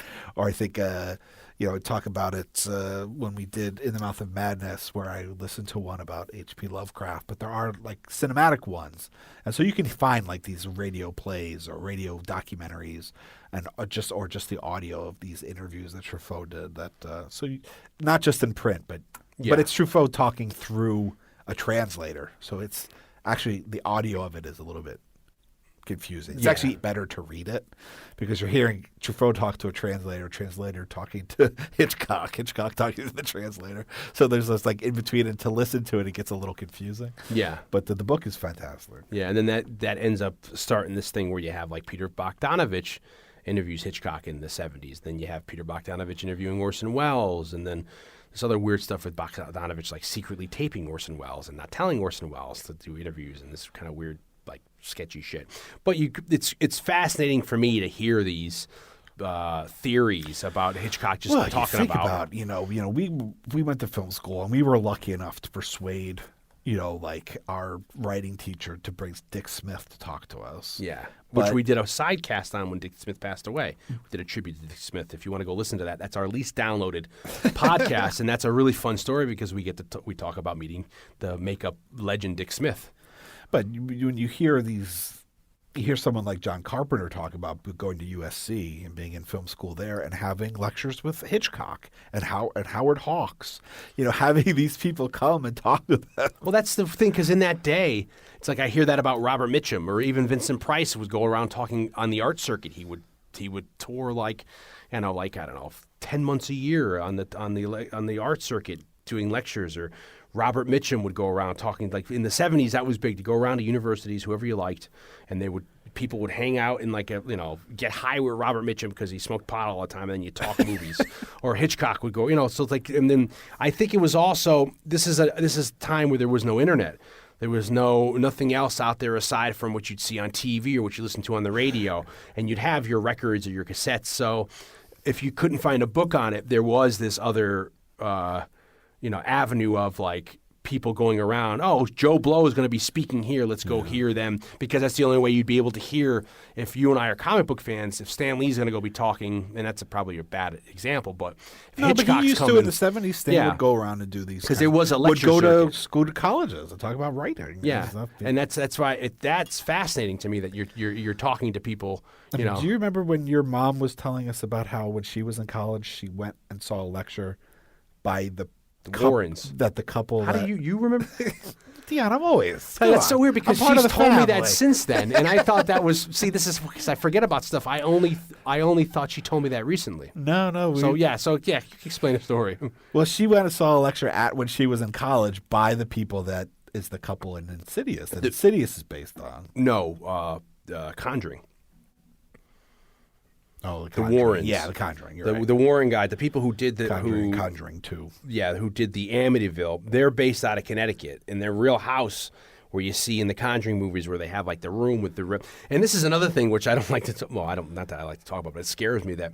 I'll get to that. But so their house is in Connecticut. So in the 70s, what you see in one of the Conjurings, they would go around and do the local colleges and stuff. So my mom, when she was in college at the time in the early 70s. She was in nursing school. She saw an evening with the two of them giving their spiel, and that's where you see in The Conjuring when the people come, can you help us? And that leads to the house that you see in the first Conjuring movie. Yeah. They have there's a real Annabelle, which is a Raggedy Ann doll. We're getting a little off track, but it's just to a point. I was just talking about lectures. So they have the real doll, which is supposed to be the Annabelle doll, and it's a Raggedy Ann doll from the real case. Now, the gentleman, the husband, has died, but the wife is still alive, and she still does these tours. And I've seen, she's publicized it, where it's come to and meet the real Annabelle. Yeah. Yeah, but there's two things. I was like, oh, this is going to be awesome. And I was going to buy the tickets. The first thing they say is, hey, look, we're not giving the location out until the night of, so we don't want people to like show up and who don't pay. It's very secretive. Two, and this is probably more for publicity purposes, but it scares the shit out of me. You have to sign a disclaimer saying that if anything happens to you or you bring anything home with you, You're not going to be in any way sue, whatever. And I was like, that's all I fucking need with my bad luck, because I go to one of these things and some entity's going to come back like Shutter style on my back, come home. And, so if you go look online, they still give those lectures. But point is, back to that is, so there's this. There was a whole lecture circuit that would happen back in the day. And I feel like, I'm sure you kind of still get that. I mean, probably nowadays it's very more. Dion, I know all the bias stories. You know them all. But I feel like now you get that more with politics. You can go see a lot of people you like in politics go give lectures, but here was like, it was a little more about cinema and theory. You get people like a Hitchcock, a Buster Keaton, like huge, showing up. Can you just picture like, Hitchcock showing up himself in his car? He's got all those like maps in his. I'm going to leave that in the car till later. We'll take the keys. My point was only that like a lot of this generation of filmmakers like Peter Bogdanovich and of the 70s and Carpenter, guys, they had access to these guys, and they would like people like Howard Hawks and Hitchcock would come to your film school and do like a colloquium and answer questions and stuff. Unbelievable that more people. That's almost become like a niche now too, where it's almost like this masterclass thing where like spend crap loads of money. And Helen Mirren's going to I just teach saw you one how where to. Natalie Portman teaches you how to act. Yeah, and there's Samuel L. Jackson, and all these kind of. I've actually got as a birthday present. My birthday just passed. I have the Samuel L. Jackson masterclass, which I'm actually quite excited about because I watched some of the previews and it was like, oh, this is actually really interesting. There was a Santana one. Yeah, and I mean, it's a great niche. Whoever thought that up? It's an interesting concept. So lastly, the other two things is interesting too about Hitch is that Hitch's villains are often very attractive, intelligent, and charming people. You get a lot of his later movies, like your movie, Shadow of a Doubt, Joseph Cotton, and that's very good looking. The girl has a crush on him in it. Mm-hmm. Certainly Strangers on the Train, the other guy is very alluring and all that kind of a thing. And then his other thing he used to always quote was an Oscar Wilde quote, which was, each man kills the thing he loves. And I think that was interesting that, he kind of, it's a motif almost in Hitchcock's movies. Because he has this perversion. But there's also this element of what you were talking about earlier with the Raymond Burr character, is that there is sympathy too. Well, that's the thing, is that he does that on purpose. He kind of makes you feel sorry for Raymond Burr. He's in this situation. But, you feel I always feel really bad for Claude Rains at the end of Notorious. Oh, yeah, exactly. But even the killer in Frenzy, there's a switch of point of view in Frenzy where now you're kind of, at some point in the movie, it switches the point of view, and now you're with the killer, and you do start to kind of feel sympathetic. Well, see, that's the thing. That's the brilliant with Hitchcock, where you could have this person be the villain in the movie, but in this scene, look at Norman Bates in Psycho. It's like you're almost rooting when Norman Bates kills Janet Leigh, spoiler alert, and puts her in her trunk, and puts the car into the bog. The car starts sinking. It stops. And then you don't know, is the car going to sink? And Anthony Perkins is like, oh my God, is the fucking car going to sink? And then and sound design, it's like you're rooting, I hope it sinks, even though he just fucking killed Janet Leigh, or Janet Leigh. Well, at that point, we don't know it was him. But yeah, it's absolutely spoiler alert again. Or like, Janet Leigh running away. At the beginning, she committed a crime. She ran off with a fuckload of money. And so she's actually a criminal. And does that negate the fact later on that she's killed? But it's like it's not always black and white with his stuff. And I'm sure there's other examples of like, Strangers on a Train or whatever, where he has these little scenes happen where it's like, and then it's this little play with the audience watching. Is this going to happen? Oh my God! Or is this going to, something is going to set right? Or and it's very brilliant how he sets up. He fools the audience into even eliciting sympathy for people who shouldn't have sympathy. Like Raymond Burr, he kills his wife in this movie, but he sets him up like the girl's nagging her. She's an invalid. He's trying to do what he wants, and she's still on his case. You definitely do feel for him until you really do believe that he killed his wife. But then but he kills the dog. If he didn't kill the dog, I think he could have got away scot-free. But then he ruins everything by taking it one step too far. I also just find it interesting in this story that, there's the Thelma Ritter gives him plays Stella, I think, in the movie. She gives him like the warning, like this. This is the nurse. Look, you go through the throne, and it's going to end badly. All this stuff, and as horrible as all this is, she also says we're a race of peeping toms. As horrible as all this occurs in the movie is, then the murder, and then the danger that Grace Kelly's Lisa character gets put in. It's also like, had this not happened, like we fully believe that Lisa and Jeff, Jimmy Stewart and Grace Kelly, are gonna You know, like this changes their life. Well, they're almost about to. He's almost pushing the perfect relationship. He's pushing her away. Yeah. So this could have ended there, where Grace Kelly's like, "Well, you know what? I'm hot as balls, and I'm rich as hell, and I'm a career woman, so I can go find whoever I want. She can go be Mrs. Torso, and go find because Mrs. Torso has like the rich suitor, the young suitor, the good-looking guy, the dancer, and then the payoff at the very end of the movie is the guy comes back from the army or whatever, and it's this little short guy, and she's in love with him, and and it's like she loves this little she's been just kind of biding her time until this guy comes, her beau comes back to her, but this idea of like as the change that the character, that Jimmy Stewart's character has to go through to then be able to appreciate Grace Kelly and to live quote unquote happily ever after only happens because of this story.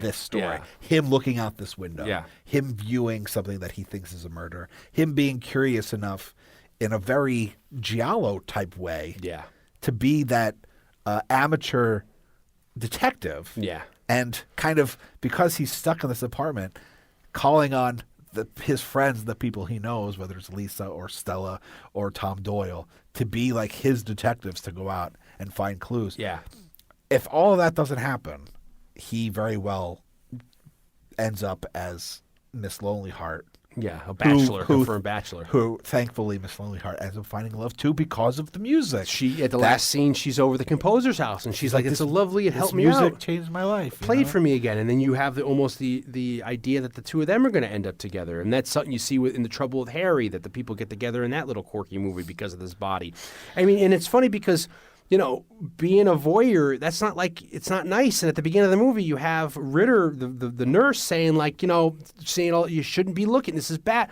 And same thing with Grace Kelly, how dare you? But then once he wins them over by telling them what's happening, but at this, it's not like he's doing something that's admirable. I think he's it's nature. I think that's the nature. big thought of the movie is it's human nature. But it's like he's not doing anything admirable. He's being Mr. Nosebody or whoever you call. You're minding somebody else's business. You're not minding your own. And if he had just not been nosy and looking out and bored, then none of like you said, none of this would have happened. The other movie, I said the short story that they said that was adapted. I said The Window, 1949, and then there was another movie called The Boy Cried Murder in 1966. It's another movie based off this short story, but they're not like Rear Window. And then when this movie premiered in 54, they did this pretty cool premiere with the American Korean Foundation because the Korean War had just ended, and they had Milton Eisenhower, President Eisenhower's brother, there, and it was an organization to help the Korean War veterans because Korea was often cited as the forgotten American conflict, and they did a good thing to help raise money for the Korean veterans when this movie came out. So this movie goes on, like we said, that was it's and I don't even remember the era of it being lost. I can't even think of that. No. And then they end up coming out with this trailer in the mid '80s of Jimmy Stewart then talking about these movies and how they're restored and check them out. You got to see them. It's like when we were in college with Touch of Evil coming out, where it's like them doing it, recutting it to. Orson Welles' 40-page essay of how he wanted it, So it's just amazing that this stuff happens, and now it's all part of the psyche that luckily we don't have any lost Hitchcock movies, or and then people can have these debates of what's your favorite Hitchcock movie, or what is the best Hitchcock movie, or which best exemplifies a 50s Hitchcock movie, a color Hitchcock movie, a American versus his English years Hitchcock movie, his post-Psycho career Hitchcock movie, So it's fascinating. It was a big topic for us to tackle because it's freaking Alfred Hitchcock. But, and it's also a little bit outside like the mission statement of the show, which was originally when we kind of envisioned what the show would be. It would be giving the kind of attention that something like Rear Window gets to something like we get in Bernie's. Yeah. Like the kind of movies that don't get this kind of attention, we'll give them that kind of love and that kind of attention. Yeah. So to do something which, Star Wars does to a certain extent, not in the same way of a scholarly way, and not that I'm saying that Dion and I are scholars, but giving them the kind of attention. So to do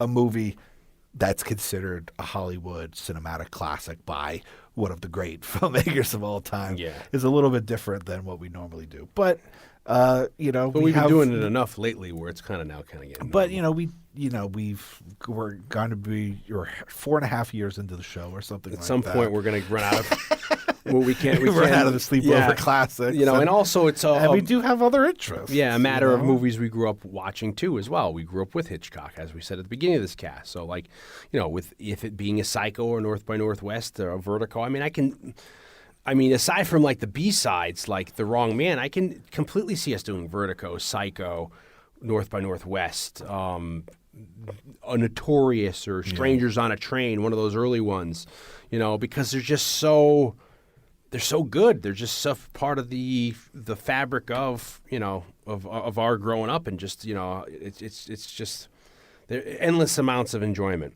But yeah, good old Hitch, huh?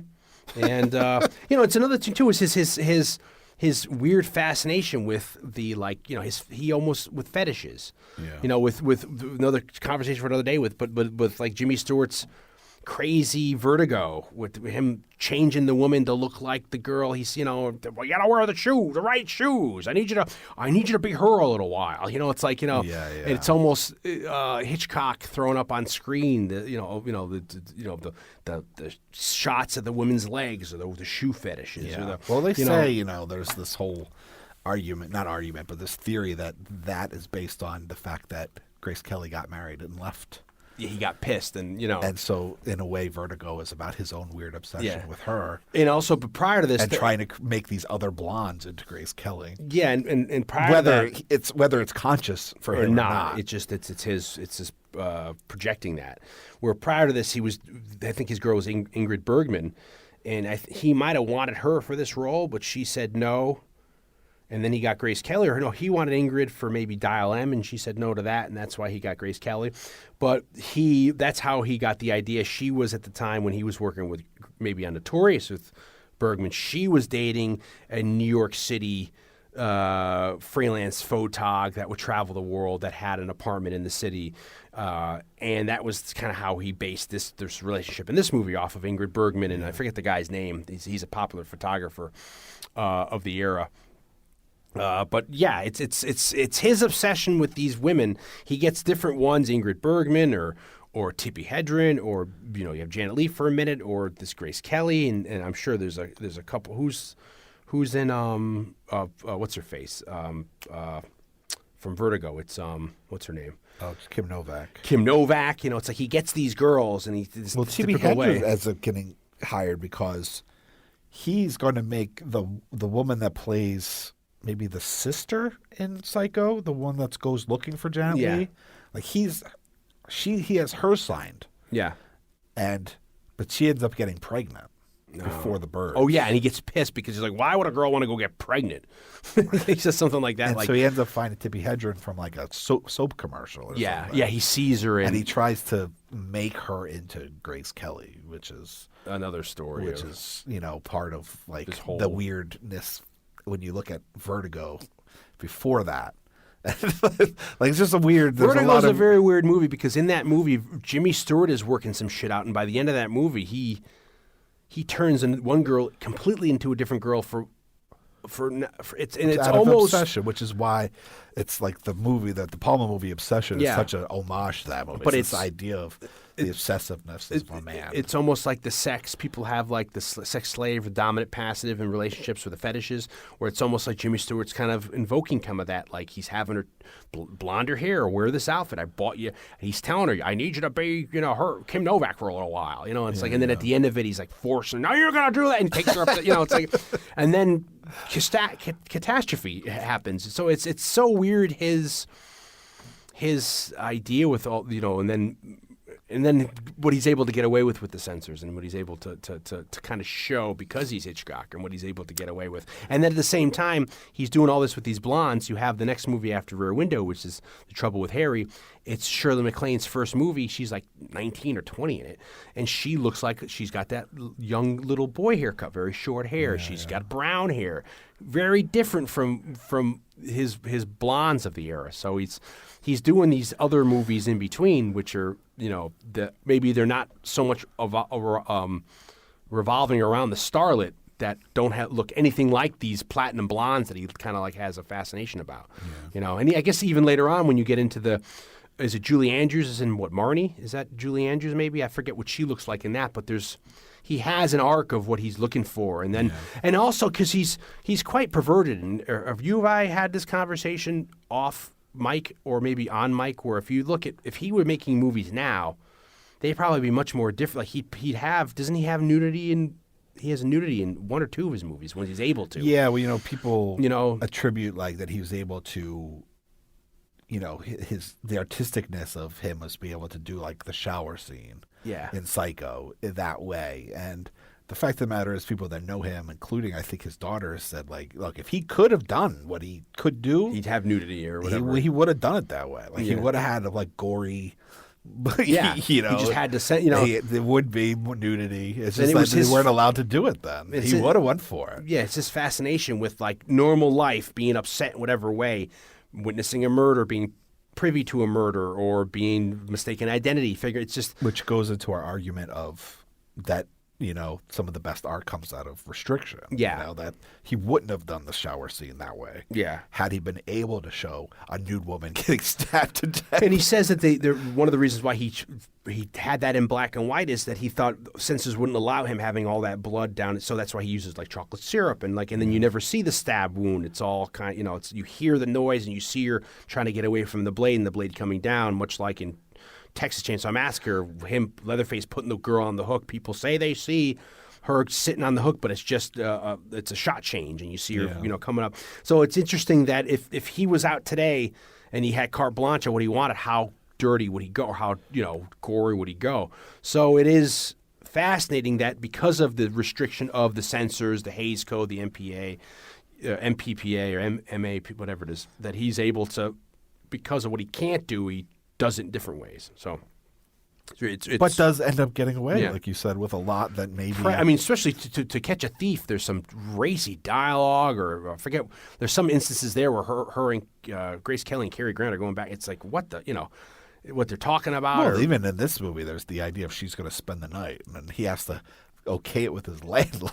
Well, because, the old days you weren't allowed to have, that was the thing. You're not supposed to have that kind of fraternization or that. And that's what the cop is. That's the funny thing. The cop's looking at it too. So the cop, Doyle realizes he's got this hot girl over. She's brought a overnight bag, meaning that this girl's already planning to spend the night. So Jimmy Stewart's yeah, fuck, I am. And then he makes that joke. Does your landlady know that you're having someone spend the night? Because in the old days you weren't really supposed to have that because it was more traditional unless you were married. It wasn't accepted. And then when the kind of the quote unquote like female like naivete is that when he leaves, she's like, did he think I stole that bag? Because he kept looking at my bag, And it's like she doesn't realize that the connotation is like he's going to be getting some tonight as opposed to, But even that bag in the world of Hitchcock as a filmmaker, I'm sure is the symbolism of like femininity and femininity, but like not what it appears. Like she's got this little bag that when she opens it up, it's got a mirror. It's like a dresser. She like Grace Kelly's characters is not exactly what James Stewart thinks she is. Yeah. She is like this little case that looks petite and stuff, but when you open her up, she's kind of adventurous and wild. And and then to put a fine point on this whole thing, at the last bit of the movie, you have Jimmy. We assume everyone's seen it, but then Raymond Burr runs over the house to confront Jimmy Stewart because of a great idea, like you said, when she gets into the apartment. I love the reveal when he's looking through the binoculars of the thing that she's got the wedding ring to show that the woman must be dead because she would have took her wedding ring, which I think is gone today because I know a lot of people who are married who don't wear the rings. But then you see Raymond Burr. Great Raymond Burr, by the way. I love Raymond Burr. And this is 54. Raymond Burr doesn't start Perry Mason until 57, and he does Godzilla like 56. Raymond Burr sees her. I love that, what she's doing, and then looks up. and has the realization she's great. Then That somebody's been watching him the whole time. yeah, and then he calls, and Jimmy Stewart's like, oh, he didn't know that we did. And then it's Raymond Burr making the call, and then that's the only leap of like, where is he making the call from? Maybe because there's the phone in the hall, like the old days. You have to go into the hall to make a phone call. He comes up. And that's another thing they talk about diegetic sound. Yeah. That, you shouldn't be able to hear Raymond Burr's footsteps realistically, but because Jimmy Stewart's so scared, it's the loudest thing Jimmy Stewart's going to be hearing in the house. And he comes in, and he's got the flash bulbs to protect himself. And Raymond Burr's like, what the hell you want from me? He's like, I don't have any money. And, then that Raymond Burr, at that point, I don't know what Raymond Burr's thinking. It must be he's insane with madness. He starts just trying to throw Jimmy Stewart out of the window. Fucking frightening. Yeah, because Jimmy Stewart's got like a fucking anchor on him, this huge cast, and he's just Raymond Burr is a big guy, and he's a bigger guy, and he starts trying to throw, and then luckily the 6th precinct is only like across the street. They get there in time, but he drops Jimmy Stewart, and Jimmy Stewart, the next scene he's okay, but he's broke the other leg, so he's stuck now in a cast with where I guess maybe he's going to get the one leg off next week. He'll have the other one. So he's there sleeping, and you pan over, like Blake was saying about telling stories. You have then Grace Kelly, Gene Kelly. Gene Kelly dancing. Gene Kelly shows up. Yeah, he starts dancing with a coat hanger. You have Grace Kelly in her seat, and she's dressed in jeans, which in the 50s means she's in trousers. She's adventurous, she's in a flannel zip up. Oh, she's in like an outdoor kind of gear, like she's gonna go hiking. And she's reading a book that's like something Himalayas, about the Himalayas. Yeah. And once she realizes Jimmy Stewart's asleep, she switches to the Bazaar or the Vanity Fair, meaning like some people view that as like it's an FU to Jimmy Stewart, that like, I'm going to be who I want to be, but then other people say that she's conforming herself kind of what Jimmy Stewart wants, but she'll never lose the heart of her individualism. Yeah, individualism, which I think is great, because then you could see that, they are going to marry, they are going to have these adventures where she'll be going with him when she can and being in that B-24. But she won't lose herself. Yeah, or she can go. Yeah, so it's again, it's all that storytelling in that one shot. It's and then you feel bad for poor white-haired Raymond Burr, with the old glasses. I can identify with Raymond Burr, poor guy. So great movie. Great. And then I think a lot of loyal listeners will see a couple weeks ago we put out we were so dumbfounded about what movie to do. We put out, even for maybe the first time ever, we like a poll of what should do. Yeah, and we threw in some red herrings in there, and people were even like throwing like, I want Frenzy. I would totally do Frenzy. I think there's actually a lot to discuss with Frenzy. Well, there's so many, that's why I was even suggesting maybe we should do a double feature, do this and North by Northwest, and Blake was like, that's just too involved. That's poppycock. That's a 6-hour podcast. Exactly. And the Cary, Blake's the Cary Grant man. I'm the Jimmy Stewart man. So it's like seeing these amazing Jimmy Stewart. Oh, I know, but it's like you're a cliffhanger on microstation. That's why I mean, it's kind of that kind of situation. That's why Philadelphia Stories in my top 10. That's your story. Yeah. And me, it's Harvey. But it's so much to unpack, and there's so many movies when you get down to brass tacks of what we can cover of his stuff. Yeah. And not even getting into his little radio career. I wonder if they probably did translate some of like Shadow of a Doubt and Notorious to radio plays. That'd be interesting to see Lux Theater doing. I bet you that's DVD extras on a couple of them, like them doing Shadow of a Doubt. I know there's a Notorious. I feel like at least Claude Rains, right? Or either Cary Grant and Claude Rains, or maybe Ingrid Bergman and all, Because I think some of the old Criterion DVDs had special features. That's freaking awesome. Like that. See, we talk about radio all the time. How cool is that? You can go to the movies, watch the movie, and then like the next night on the radio that you listen to, they're going to do another live version of it with maybe different actors. So cool. Sometimes the same actors. Sometimes the same actors with the actor. It's so great. We talk ad nauseum about the theater of the mind. Like there's a great Shadow of a Doubt where Cary Grant plays that part. Yeah. Jumping up and down. I talk about Mr. Blandings Builds His Dream House. Cary Grant, they do two versions of that, both with Cary Grant radio plays.